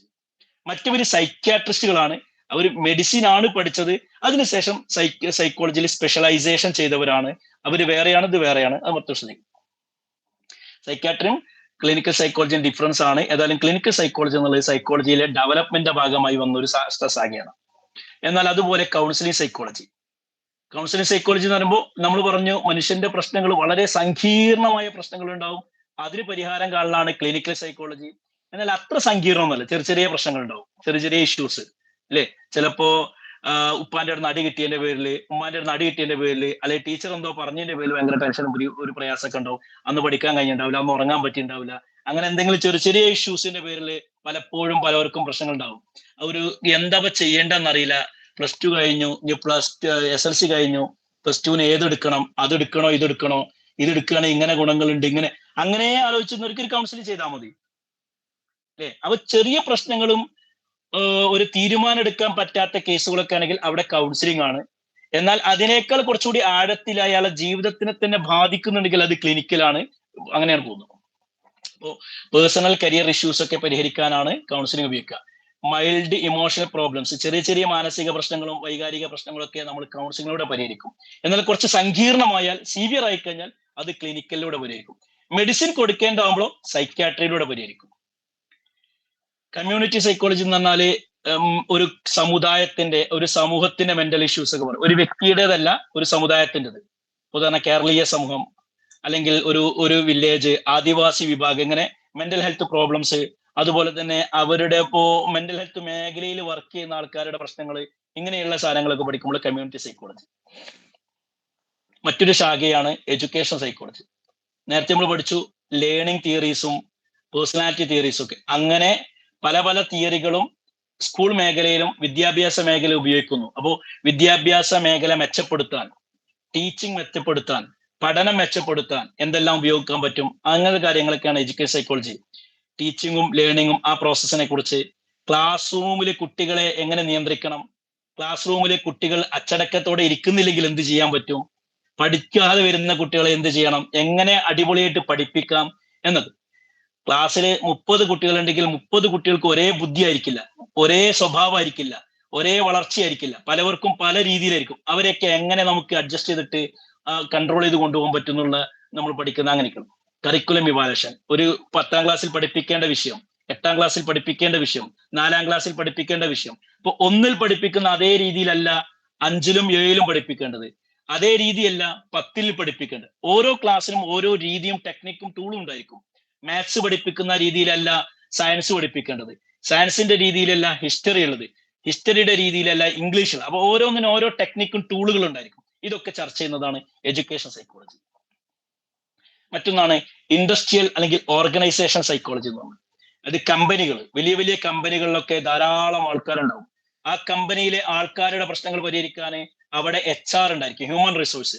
അവിടെ എംപ്ലോയി റിലേഷൻസ് കൈകാര്യം ചെയ്യുന്ന ചില വിഭാഗങ്ങൾ ഉണ്ടാവും. അവരൊക്കെ സൈക്കോളജികളായിരിക്കും, അല്ലെങ്കിൽ MBA+ സൈക്കോളജി കഴിഞ്ഞവരായിരിക്കും. ഉദാഹരണം, ഒരു കമ്പനിയിലേക്ക് റിക്രൂട്ട്മെന്റ് നടക്കുകയാണെങ്കിൽ ആ കമ്പനിയുടെ നേച്ചറും സ്വഭാവവും അനുസരിച്ച് പറ്റിയ ആൾക്കാരെ തന്നെ എടുക്കണ്ടേ. അപ്പൊ ആ ഇന്റർവ്യൂ നടത്തുമ്പോൾ അവരുടെ സ്കില്ല്, അവരുടെ കഴിവ്, അവരുടെ ആറ്റിറ്റ്യൂഡ് ഇതൊക്കെ നോക്കണം. ഇതൊക്കെ അറിയുന്ന സൈക്കോളജികളായിരിക്കും അവിടെ ഉണ്ടാകുക. അപ്പോ ഒരു കമ്പനിയുടെ ഫാക്ടറിയിലേക്ക് കൊണ്ടുവരുമ്പോൾ ഫാക്ടറിയുടെ കാര്യങ്ങൾ അറിയുന്ന ടെക്നിക്കൽ ഡിപ്പാർട്ട്മെന്റ് ആൾക്കാരുണ്ടെങ്കിലും അതിനുശേഷം ഇന്റർവ്യൂക്ക് വരുമ്പോൾ HR ഇന്റർവ്യൂക്ക് വരുമ്പോൾ കൗൺസിലിംഗ് സൈക്കോളജികൾ അല്ലെങ്കിൽ ഇൻഡസ്ട്രിയൽ സൈക്കോളജികൾ അവിടെ ഉണ്ടായിരിക്കും. ഈ എംപ്ലോയിക്ക് എത്രമാത്രം ഒരു പോസിറ്റീവ് ആറ്റിറ്റ്യൂഡ് ഉണ്ട്, ഈ എംപ്ലോയിക്ക് എത്രമാത്രം ലീഡർഷിപ്പ് സ്കിൽ ഉണ്ട്, ഈ എംപ്ലോയിക്ക് എത്രമാത്രം പ്രഷറുകൾ സഹിക്കാൻ കഴിയും, അങ്ങനെയുള്ള പല കഴിവുകളും അളക്കുന്ന ഒരു പ്രത്യേക ടെക്നിക്കുകളാണ്. ഇപ്പൊ selection, recruitment, motivation, leadership, conflict ഇപ്പൊ ഒരു വലിയൊരു മാനേജർ പോസ്റ്റിലേക്കാണെങ്കിൽ അദ്ദേഹത്തിന് മാനേജറിയൽ സ്കില്ല് മാത്രം പോരാ, ലീഡർഷിപ്പ് സ്കില്ല് മാത്രം പോരാ, കമ്മ്യൂണിക്കേഷൻ സ്കില്ല് മാത്രം പോരാ, മറിച്ച് പ്രശ്നങ്ങൾ വരുമ്പോൾ കോൺഫ്ലിക്റ്റുകൾ ഉണ്ടാകുമ്പോൾ അതെങ്ങനെ മാനേജ് ചെയ്യാൻ പറ്റും. മീറ്റിംഗിൽ ഇരുന്ന് കഴിഞ്ഞാൽ ഒരു 25 ആൾക്കാരുടെ മീറ്റിംഗിൽ ഭയങ്കര ചർച്ച നടക്കുമ്പോൾ അതെങ്ങനെ മാനേജ് ചെയ്യണം. ഒരു വിഭാഗം ഒന്ന് പറയും, മറ്റു വിഭാഗം മറ്റൊന്ന് പറയും, അവർ നമ്മൾ പറഞ്ഞു ചിലപ്പോൾ അടിയിലേക്കൊക്കെ പോകും. ആ അടിയില്ലാതെ, പ്രശ്നങ്ങളില്ലാതെ മാനേജ് ചെയ്യണമെങ്കിൽ അതിന്റെ സ്കില്ല് വേണം. അങ്ങനെ സ്കില്ല് ഉണ്ടോ എന്ന് നമ്മൾ ടെസ്റ്റ് ചെയ്യണം. അത് ടെസ്റ്റ് ചെയ്യേണ്ടവരാണ് HR ഇരിക്കുന്ന counselling, industrial psychology, organisation psychology കഴിഞ്ഞ ആൾക്കാരായിരിക്കും ഉണ്ടാകുക. അപ്പോൾ അതൊരു മേഖലയാണ്. മറ്റൊരു പുതിയ മേഖലയാണ് ergonomics and consumer psychology. Ergonomics എന്ന വേർഡ് ആരെയും കേട്ടിട്ടുണ്ടോ? എർഗണോമിക്സ് കേട്ടിട്ടുണ്ടോ? ഇല്ല. കൺസ്യൂമർ സൈക്കോളജി എന്താണെന്ന് അറിയോ?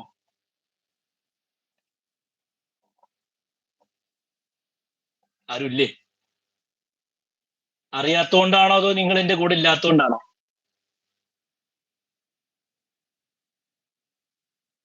എന്റെ കൂടെ ആരും ഇല്ലേ? എന്റെ വോയിസ് കേൾക്കുന്നുണ്ടോ?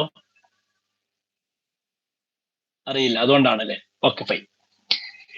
എർഗണോമിക്സ് എന്ന് പറഞ്ഞാല് ഇപ്പോ നമ്മള് ഓഫീസുകളിലൊക്കെ ശ്രദ്ധിച്ചിട്ടുണ്ടോ? ഇപ്പൊ ഞാനൊക്കെ ഇരിക്കുന്ന ഓഫീസ്, ഇപ്പൊ ഞാനിപ്പോ നമ്മളെ വീട്ടിലൊക്കെ കാണുന്ന ഒരു പ്രത്യേക നിൽക്കമലിന്റെ ചെയർ മറ്റൊരു ചെയറിലായിരിക്കുന്നത്. ഇതൊന്നല്ല ഓഫീസിൽ ഉണ്ടാകുക. അതൊരു പ്രത്യേക രീതിയിൽ സെറ്റ് ചെയ്തൊരു ചെയറുകൾ.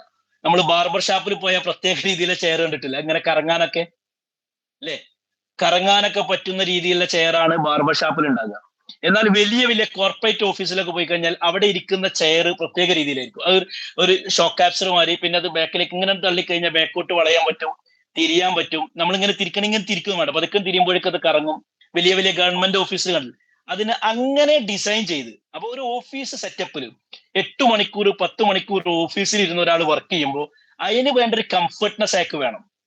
അതേ രൂപത്തിൽ ചെയർ, ടേബിള്, ഓഫീസ് സെറ്റിംഗ് ഒക്കെ സെറ്റ് ചെയ്ത് വരും, ഡിസൈൻ ചെയ്തു വരും.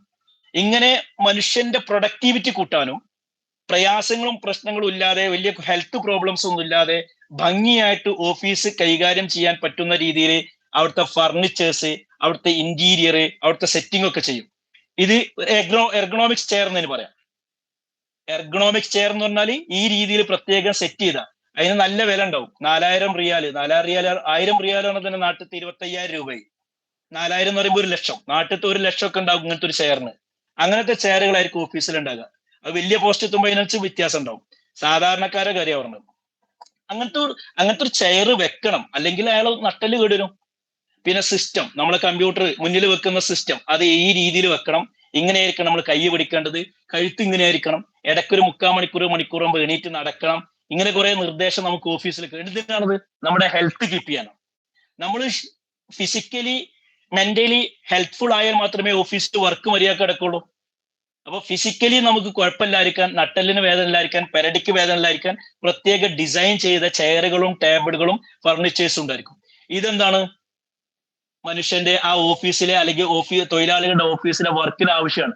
അപ്പൊ ആയിരക്കണക്കിന് ലക്ഷക്കണക്കിന് ഓഫീസുകളും അവിടെയുള്ള ആൾക്കാർക്കൊക്കെ വേണ്ടി സൈക്കോളജിക്കലി കുറെ കാര്യങ്ങൾ. അപ്പോ മനുഷ്യനും മെഷീനുകളും തമ്മിൽ അല്ലെങ്കിൽ മനുഷ്യനും ടെക്നോളജിയും തമ്മിലുള്ള ബന്ധവും അതിന് മനുഷ്യന്റെ നന്മയ്ക്ക് വേണ്ടി എങ്ങനെ പഠിക്കാം എന്നുള്ളതാണ് എർഗണോമിക് സൈക്കോളജി എന്ന് പറഞ്ഞാൽ. അപ്പോൾ ഓഫീസിലെ ഫർണിച്ചറുകളാകാം, മറ്റു സംവിധാനങ്ങളാകാം, ടെക്നോളജി ആകാം, അപ്പൊ അതൊരു എഞ്ചിനീയറിംഗ് ആണ് അല്ലെ. അപ്പോൾ മനുഷ്യന്റെ ആവശ്യത്തിനനുസരിച്ച് ടേബിളുകൾ ഡിസൈൻ ചെയ്യുന്നു, മനുഷ്യന്റെ ശാരീരികമായ ആവശ്യങ്ങൾക്ക് അനുസരിച്ച് ചെയറുകൾ ഡിസൈൻ ചെയ്യുന്നു. ഉദാഹരണം, ഞങ്ങൾക്ക് എല്ലാവർക്കും ഇങ്ങനത്തെ ചെയർ ആയിരിക്കും, പക്ഷെ നട്ടലിന് വേദനയുള്ള ഒരു ലേഡി അല്ലെങ്കിൽ ഒരാള് അയാൾക്ക് പ്രത്യേക ചെയർ ആവശ്യപ്പെട്ടാൽ അതിനനുസരിച്ച് പ്രത്യേക ഡിസൈൻ ചെയ്ത് ഇവിടെ ബാക്കിൽ കുറച്ച് ഇതൊക്കെ ഉള്ള ഒരു സാധനം കാണും. നമ്മൾ കാറിലൊക്കെ ഉള്ള മാതിരി ഒരു പ്രഗ്നന്റ് ആയ ഒരു ലേഡി ആണെങ്കിൽ അവർക്ക് പ്രത്യേക രീതിയിലുള്ള ചെയർ ഡിസൈൻ ചെയ്തിട്ടുണ്ടാവും, പർച്ചേസ് ചെയ്യും. അങ്ങനെ സാധനങ്ങളാണ് എർഗണോമിക് സൈക്കോളജി എന്ന് പറയുന്നത്. അപ്പോൾ വർക്ക് പ്ലേസ് ഡിസൈൻ ചെയ്യുക, വർക്ക് പ്ലേസിൽ വേണ്ട ഫർണിച്ചേഴ്സ് ഡിസൈൻ ചെയ്യുക, ഹ്യൂമൻ മെഷീൻ ഇന്ററാക്ഷൻ, അതായത് മനുഷ്യനും ഹ്യൂമനും ഇതിന്റെ ഇന്ററാക്ഷൻ ഡിസൈൻ ചെയ്യുക, പ്ലാൻ ചെയ്യുന്നതാണ് എർഗണോമിക്സ്. മറ്റൊന്ന് കൺസ്യൂമർ സൈക്കോളജി. കൺസ്യൂമർ എന്ന് പറഞ്ഞാല് ഈ പർച്ചേസിന് പോകുന്നു. ഇപ്പൊ ഉദാഹരണം നമ്മളൊക്കെ വീക്കെൻഡ് ആയി കഴിഞ്ഞാൽ, നമ്മൾ ഇവിടുത്തെ കാര്യം വെച്ചിട്ടോ പറഞ്ഞിട്ടോ, കച്ചവടത്തിനൊക്കെ പോലെ മാർക്കറ്റിൽ പോലെ, മാർക്കറ്റിൽ ഇപ്പൊ ലുലുലോ സഫാരിയിലോ വലിയ മാള് കാരിഫോറോയിലെ വലിയ മാളിലേക്ക് നമ്മൾ പോയാൽ, ആ മാളിൽ പോയി കഴിഞ്ഞാൽ അവിടെ സാധനങ്ങൾ വെച്ച് കാണാം അല്ലെ. ചില സാധനങ്ങൾ പ്രത്യേകം വെച്ചിട്ടുണ്ടാവും. കുട്ടികളുടെ കാഴ്ച എത്തുന്ന അവരുടെ ഉയരത്തിലായിരിക്കും അവർക്ക് വേണ്ട സാധനം വെച്ചിട്ടുണ്ടാകുക. കുട്ടികൾക്ക് വേണ്ട ചില സാധനങ്ങൾ ഉണ്ടായിരിക്കും, അവര് വായിക്കുന്ന അത് മുകളിലൊന്നും കൊണ്ടുവയ്ക്കൂല, അത് കുട്ടികൾക്ക് കേറും. പിന്നെ മാത്രമല്ല, കുട്ടികൾ പെട്ടെന്ന് വാങ്ങാൻ സാധ്യതയുള്ള സാധനങ്ങളെ കൗണ്ടറിന്റെ അവിടെ വെച്ചിട്ടുണ്ടാവും, മറന്നു പോയിട്ടെങ്കിൽ അവിടുന്ന് എടുക്കാൻ വേണ്ടിയിട്ട്. അപ്പോ എങ്ങനെയാണ് കൺസ്യൂമറെ പിടിക്കേണ്ടത്, കസ്റ്റമേഴ്സിനെ ചാക്കിലിടേണ്ടത് എന്നത് മനസ്സിലാക്കി അതിനനുസരിച്ച് ഡിസൈൻ ചെയ്യാം. ഉദാഹരണം, ഈ സാധനങ്ങൾ പാക്ക് ചെയ്യാം. നിങ്ങൾ ശ്രദ്ധിച്ചിട്ടുണ്ടോ? ചില മിഠായികളുടെ പാക്കുകൾ, പരസ്യങ്ങള് അല്ലെ, കേക്ക് ഉണ്ടാക്കുമ്പോ. അപ്പൊ ഓരോരുത്തരെയും ഓരോ കസ്റ്റമറെയും എങ്ങനെയാണ് നമുക്ക് കൈക്കലാക്കാൻ പറ്റുക എന്നുള്ളത് ആ മേഖലയിൽ റിസർച്ച് ചെയ്ത് അതിനനുസരിച്ച് അഡ്വർടൈസ്മെന്റ് ചെയ്ത് അതിനനുസരിച്ച് പരസ്യവാചകങ്ങൾ ഉണ്ടാക്കി അതിനനുസരിച്ചുള്ള ആൾക്കാരെ ഉപയോഗിച്ച്, ഗോൾഡിന്റെ ജ്വല്ലറിയുടെ പരസ്യമാകുമ്പോൾ അതിന് പ്രത്യേക ആൾക്കാരെ ഉപയോഗിക്കുക, എന്നാൽ ജിമ്മിന്റെ പരസ്യമാകുമ്പോൾ അതിന് പ്രത്യേക ആൾക്കാരെ ഉപയോഗിക്കുക, അതിന് പ്രത്യേക രീതിയിലുള്ള ഡ്രസ്സിങ് ആയിരിക്കും. അപ്പൊ ഓരോന്നും ഇങ്ങനെ മനസ്സിലാക്കിയിട്ട് അങ്ങനെ വരുന്നതാണ് അഡ്വർടൈസ്മെന്റ് മാർക്കറ്റിംഗ് മേഖലയിൽ നമ്മൾ സൈക്കോളജി ഉപയോഗിക്കുമ്പോൾ കൺസ്യൂമർ സൈക്കോളജി. ഇനി എൻവയോൺമെന്റ് ആണ് സ്പോർട്സ് സൈക്കോളജി. എൻവയോൺമെന്റ് നിങ്ങൾ ഒരു വിഷയം തന്നെ പഠിക്കാണ്ട്, മനുഷ്യനും എൻവയോൺമെന്റും തമ്മിലുള്ള ഇന്ററാക്ഷൻ. നമ്മൾ എൻവയോൺമെന്റ് കേടുവന്നാൽ നമ്മൾ തന്നെ നശിച്ചു പോകും. അപ്പൊ എൻവയോൺമെന്റ് കേടുവരുത്താതെ അതിനെ എങ്ങനെ പ്രൊട്ടക്ട് ചെയ്യാം, അത് നമ്മളെ എങ്ങനെ സ്വാധീനിക്കുന്നു, നമ്മളെ ആ രീതിയിൽ പഠിക്കുന്നതാണ് എൻവയോൺമെന്റ് സൈക്കോളജി. സ്പോർട്സ് സൈക്കോളജി അറിയാലോ, ഫുട്ബോൾ ആയാലും ക്രിക്കറ്റ് ആയാലും അവിടെ കോച്ചുമാരുണ്ടായിരിക്കും. ഈ കോച്ചുമാര് സൈക്കോളജി പഠിച്ചവരായിരിക്കും. അതായത് തോൽക്കാൻ പോകുന്ന ഒരു ടീമിന് ഒരു മോട്ടിവേഷൻ ഒക്കെ കൊടുക്കും. റൂമിൽ വെച്ചിട്ട് തലേ ദിവസം, നാളത്തെ ഫൈനലിന്റെ തലേ ദിവസം അവർക്ക് ഭയങ്കര കുറെ സാധനങ്ങളൊക്കെ പറഞ്ഞ് മോട്ടിവേറ്റ് ചെയ്ത് ഇൻജെക്ട് ചെയ്തിട്ടായിരിക്കും അവരെ ഗ്രൗണ്ടിൽ വിടുന്നത്. എത്ര തളരാത്ത രീതിയിൽ പറയുന്ന കോച്ചുമാരെ ശ്രദ്ധിച്ചിട്ടുണ്ടാവൂലേ? ആ മോട്ടിവേഷൻ, അതുപോലെ പെർഫോമൻസ്, ഓരോ കളിക്കാരന്റെയും പെർഫോമൻസ് അനലൈസ് ചെയ്തിട്ടായിരിക്കും ഒരു കോച്ചിങ്. ക്രിക്കറ്റ് കളിയിലൊക്കെ കണ്ടിട്ടില്ലേ? പണ്ടൊക്കെ ഞാൻ നല്ല ക്രിക്കറ്റ് വീക്ഷിച്ചിരുന്ന ആളാണ്, അറിയാം. അതായത് പാകിസ്ഥാൻ ടീം അവർ ഓരോ ബോളർ എങ്ങനെ ബോൾ ചെയ്യുന്നു, ഏത് ഭാഗത്തേക്ക് അടിക്കുന്നു, ബാറ്റ് എങ്ങനെ പിടിക്കുന്നു, അങ്ങനെ പിടിച്ചു കഴിഞ്ഞാൽ ബോൾ എങ്ങോട്ട് പോകും, ആ രീതിയിൽ അനലൈസ് ചെയ്തിട്ട് ആ രീതിയിൽ കളികൾ നിയന്ത്രിക്കും. ഇപ്പൊ കഴിഞ്ഞൊരു കളിയില് ഇന്ന ആള് ഈ രീതിയിൽ ബോൾ ചെയ്ത് ഇങ്ങനെയാണ് ആൾക്കാരെ ഔട്ടാക്കിയത് മനസ്സിലാക്കിയാൽ അടുത്ത കളിയിൽ എന്ത് ചെയ്യും, ആ രീതിയിൽ അങ്ങനത്തെ ഒരു ബോൾ എങ്ങനെ ടാക്കിൾ ചെയ്യണമെന്ന് കോച്ച് ബാറ്റ്സ്മാൻമാർക്ക് പഠിപ്പിച്ചു. ആ രീതിയിലൊക്കെ കാര്യങ്ങൾ ചെയ്യുന്നതാണ്. ഉദാഹരണം, ഒരു സെവൻസ് കളിക്കുക നാട്ടിലെ, അല്ലെങ്കിൽ 11s കളിക്കുകയാണ്. അവിടെ ഒരാൾ മാത്രം കളിച്ചിട്ട് കാര്യമില്ല, അതൊരു ടീമായിട്ട് കളിക്കണം. ഗോൾ കീപ്പർ അയാളുടെ ജോലി ചെയ്യണം, ഡിഫൻഡർ ഓരോരുത്തർ. അപ്പൊ ആ ഓരോരുത്തർക്കും ജോലി കൊടുത്ത് ഒരു ടീമായിട്ട് വർക്ക്ഔട്ട് ചെയ്താൽ മാത്രമേ ആ ടീം വിജയിക്കുള്ളൂ. അപ്പൊ ടീം ബിൽഡ് ചെയ്യാൻ അതിന്റെ സ്ട്രാറ്റജികൾ, അതിന്റെ ടൂളുകൾ, ഇങ്ങനെ സാധനങ്ങൾ ഉപയോഗിക്കും എന്നാണ്. ഇതാണ് ഇപ്പോ സൈക്കോളജിയുടെ ബ്രാഞ്ചുകൾ, സ്കോപ്പുകളെ കുറിച്ച് പറയുന്നത്. ഇനി നമ്മൾ ഈ യൂണിറ്റിന്റെ അവസാന ഭാഗത്തേക്ക് കിടക്കുന്നു. ഇന്ത്യയിൽ സൈക്കോളജി എന്ന് വന്നു. ഇന്ത്യയിലും ലോകത്തും സൈക്കോളജി ഫിലോസഫിയുടെ ഭാഗമായിട്ട് വന്നാണ്. അപ്പൊ ഇന്ത്യൻ ഫിലോസഫിയിൽ നിന്നാണ് ഇന്ത്യൻ സൈക്കോളജി ഉണ്ടായിട്ടുള്ളത്. ഇന്ത്യൻ ഫിലോസഫി എന്ന് പറയുമ്പോൾ ഇവിടെ പഴയ മതം എന്ന രീതിയിൽ വേദങ്ങളും ഉപനിഷത്തുകളും ഭഗവത്ഗീതകളും മറ്റൊക്കെ ഉണ്ടായിരുന്നത് അല്ലെ, അതിലുള്ള പല കോൺസെപ്റ്റുകളും ഇന്ന് സൈക്കോളജിയിൽ വരുന്നുണ്ട്. അപ്പോൾ ഇന്ത്യൻ സൈക്കോളജി എന്ന് പറഞ്ഞാൽ ഇന്ത്യൻ ഫിലോസഫി എന്ന് ഒന്നാണ്. അഥവാ ഇന്ത്യൻ ഫിലോസഫി എന്ന് പറഞ്ഞാൽ ഇന്ത്യയിലെ പഴയ മിത്തുകളും ഉപനിഷത്തുകളും വേദങ്ങളും ഇതൊക്കെയാണ്. അതിൽ നിന്നാണ് സൈക്കോളജി ഡെവലപ്പ് ചെയ്തിട്ടുള്ളത്. യോഗസൂത്ര, ബുദ്ധിസ്റ്റ് ഫിലോസഫി, ബുദ്ധ, ജൈന, ഇതൊക്കെ. അപ്പോ അവിടെയൊക്കെ ബുദ്ധൻ അല്ലെങ്കിൽ ശ്രീബുദ്ധനെ, പിന്നെ ജൈനമത സ്ഥാപകരെ, അതുപോലെ തന്നെ ഹിന്ദു മുനിമാര്, മഹർഷിമാര് മനുഷ്യ മനസ്സുകളെ മയക്കാനും മനുഷ്യ മനസ്സുകളെ ഡെവലപ്പ് ചെയ്യാനും കൺട്രോൾ ചെയ്യാനും കൾച്ചർ ചെയ്യുവാനും പല ടെക്നിക്കുകളും ടൂളും ഉപയോഗിച്ചിട്ടുണ്ട്. അതാണ് ഈ യോഗങ്ങളും യോഗാശ്രമങ്ങളൊക്കെ പറയുന്നത്. ഇതൊക്കെ പഠിക്കലാണ് ഇന്ത്യൻ സൈക്കോളജിയുടെ ട്രഡീഷൻ. ഇങ്ങനെയാണ് ഇന്ത്യൻ സൈക്കോളജി ഡെവലപ്പ് ചെയ്തത്. അങ്ങനെ പറഞ്ഞാൽ ഇന്ത്യയിൽ സൈക്കോളജി എന്നൊരു സബ്ജക്റ്റ് തന്നെ വരുന്നത് 1916 കൽക്കത്ത യൂണിവേഴ്സിറ്റിയിലെ ഫിലോസഫി ഡിപ്പാർട്ട്മെന്റ് കീഴിലാണ് സൈക്കോളജി എന്ന സബ്ജക്റ്റ് ആദ്യമായിട്ട്. പലപ്പോഴും ചോദിക്കാറുണ്ട് കേട്ടത്, നെറ്റിനൊക്കെ ചോദിക്കുന്ന ഒരു ചോദ്യമാണ്. PG കഴിഞ്ഞ് നിങ്ങൾ നെറ്റൊക്കെ എഴുതി PhD കഴിഞ്ഞ് കോളേജ് ലെക്ചർ ആകുന്ന സമയത്ത് നെറ്റിന് ചോദിക്കുന്ന ഒരു ചോദ്യമാണ്. 1916 കൊൽക്കത്ത യൂണിവേഴ്സിറ്റിയിലെ ഫിസിയോളജി ഡിപ്പാർട്ട്മെന്റ്, ഫിലോസഫി ഡിപ്പാർട്ട്മെന്റ് കീഴിലാണ് ഇന്ത്യയിൽ ആദ്യമായിട്ട് സൈക്കോളജി ഒരു സബ്ജക്റ്റ് ആയിട്ട് ഇൻട്രൊഡ്യൂസ് ചെയ്യുന്നത്. എന്നിട്ട് പിന്നെ വർഷങ്ങൾ കഴിഞ്ഞ് പല യൂണിവേഴ്സിറ്റികളും പല ഇങ്ങനെ വന്ന് 1924 ഇന്ത്യയിലെ ഇന്ത്യൻ സൈക്കോളജിക്കൽ അസോസിയേഷൻ എന്ന് പറയും, IPA, ഇന്ത്യൻ സൈക്കോളജിക്കൽ അസോസിയേഷൻ. വ്യത്യസ്ത യൂണിവേഴ്സിറ്റികൾ ഡിപ്പാർട്ടുകൾ വന്നു, പിന്നെ ഒരു സബ്ജക്റ്റ് ആയി വന്നു, സിലബസിന്റെ ഭാഗമായി വന്നു. അങ്ങനെ സൈക്കോളജിസ്റ്റുകളുടെ ഒരു അസോസിയേഷൻ ഉണ്ടാക്കി 1924 Indian psychological association. American psychological association എന്ന് പറഞ്ഞാൽ വേറെ സാധനമുണ്ട്, APA. അത് നിങ്ങൾ പിന്നീട് പഠിക്കും. APA, DSM, ICD എന്നൊക്കെ പറഞ്ഞ സാധനങ്ങൾ പഠിക്കും. അപ്പൊ 1924 IPA വന്നത്. 1925 പിറ്റത്തെ വർഷം ഇന്ത്യൻ ജേണൽ ഓഫ് സൈക്കോളജിയെ കുറിച്ചുള്ള റിസർച്ചുകളും അതനുസരിച്ച് പുസ്തകങ്ങളും പബ്ലിഷ് ചെയ്യാൻ തുടങ്ങി 1925. അതിങ്ങനെ കഴിഞ്ഞ് 1940 ആയപ്പോ അപ്ലൈഡ് സൈക്കോളജി വന്നു. അപ്ലൈഡ് സൈക്കോളജി എന്ന് പറഞ്ഞാൽ എന്താണ്?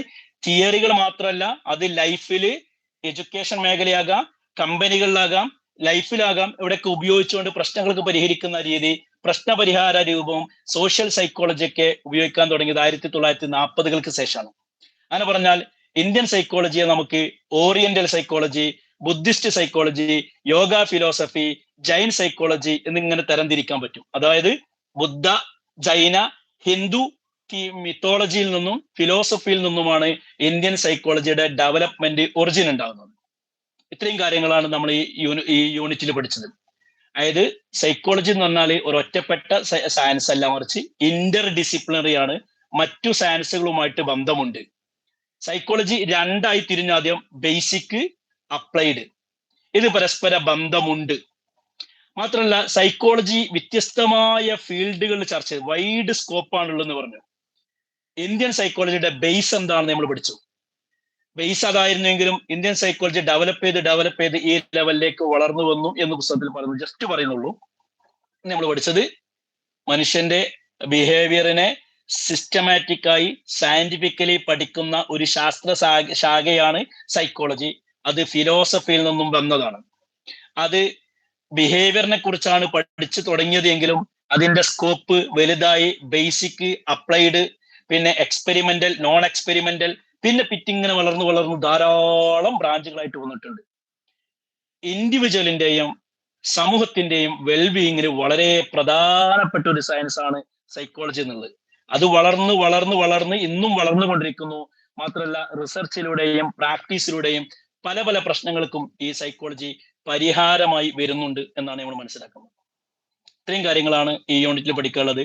ഈ യൂണിറ്റ് ഒരു 17ഓളം പേജ് ഉണ്ട്. അത് ഭംഗിയായിട്ട് എല്ലാ ഭാഗവും നമ്മൾ ക്ലാസ്സിൽ കവർ ചെയ്തിട്ടുണ്ട്. അപ്പൊ ഈ ക്ലാസ് 1-2 പ്രാവശ്യം കേട്ട് നമ്മൾ തരുന്ന നോട്ട് വായിച്ചാൽ തന്നെ നിങ്ങൾക്ക് ഈസി ആയിട്ട് പാസ്സാകാം. ക്ലാസ് കേൾക്കണം, നോട്ട് കൃത്യമായി വായിക്കണം. ഇഗ്നോയുടെ മെറ്റീരിയൽ വായിച്ച കാര്യങ്ങൾ മനസ്സിലാക്കാൻ കുറച്ച് പ്രയാസം, കുറച്ച് ടഫാണ്. അപ്പൊ അതിനെ സിംപ്ലിഫൈ ചെയ്തിട്ടാണ് നമ്മൾ തന്നിട്ടുള്ളത്. പിന്നെ അതിലുള്ള സാധനങ്ങളൊന്നും വെട്ടിച്ചുരുക്കി കളഞ്ഞിട്ടില്ല, കാരണം കളഞ്ഞു കഴിഞ്ഞാൽ പോയിന്റുകൾ നഷ്ടപ്പെടും എഴുതിയിട്ട്. ഇത് ഇങ്ങനെ പഠിച്ച് കാര്യങ്ങൾ മനസ്സിലാക്കി എക്സാം സമയത്ത് നമ്മൾ എക്സാമിന് മാത്രം കഴിഞ്ഞ വർഷങ്ങളിൽ ഉപയോഗിച്ച ചോദ്യങ്ങൾ മാത്രം അനലൈസ് ചെയ്ത് പഠിക്കും. അതായിരിക്കും ഇഫക്റ്റീവ് ആയിരിക്കുക. അപ്പോ ഈ ഒരു കോഴ്സിന് ഈ ഒരു ഞങ്ങളുടെ കൂടെ കൂടാൻ ആഗ്രഹമുണ്ടെങ്കിൽ ഞങ്ങൾ അറിയിക്കുക. എന്നിട്ട് നമ്മുടെ കൂടെ പഠിക്കാം. എന്നിട്ട് ഒരു ഏപ്രിൽ പകുതി ആകുമ്പോഴേക്ക് അല്ലെങ്കിൽ ഏപ്രിൽ അവസാനം ആകുമ്പോഴേക്ക് നിങ്ങൾക്ക് പഠിക്കാനുള്ള 8 അല്ലെങ്കിൽ 9 മെറ്റീരിയലും നമ്മൾ കവർ ചെയ്ത് മെയ് മാസത്തോട് റിവിഷൻ ചെയ്ത് ജൂണിൽ അടിപൊളിയായിട്ട് ധൈര്യത്തോടെ പരീക്ഷയ്ക്ക് പോകാം. All the very best. നിങ്ങൾക്ക് നന്ദി. എന്തെങ്കിലും പഠിക്കാനോ എന്തെങ്കിലും ആവശ്യം ഉണ്ടെങ്കിൽ ബന്ധപ്പെടാം. ഇന്ന് പറഞ്ഞ വിഷയത്തിൽ എന്തെങ്കിലും ഡൗട്ട് ഉണ്ടെങ്കിൽ ചോദിക്കാം. എന്തെങ്കിലും വിഷയങ്ങൾ ക്ലാരിഫിക്കേഷൻ ആവശ്യമുണ്ടോ? ഉണ്ടെങ്കിൽ ചോദിക്കാം കേട്ടോ. ഇല്ല എങ്കിൽ നമ്മൾ ക്ലോസ് ചെയ്യാണ്. Thank you very much.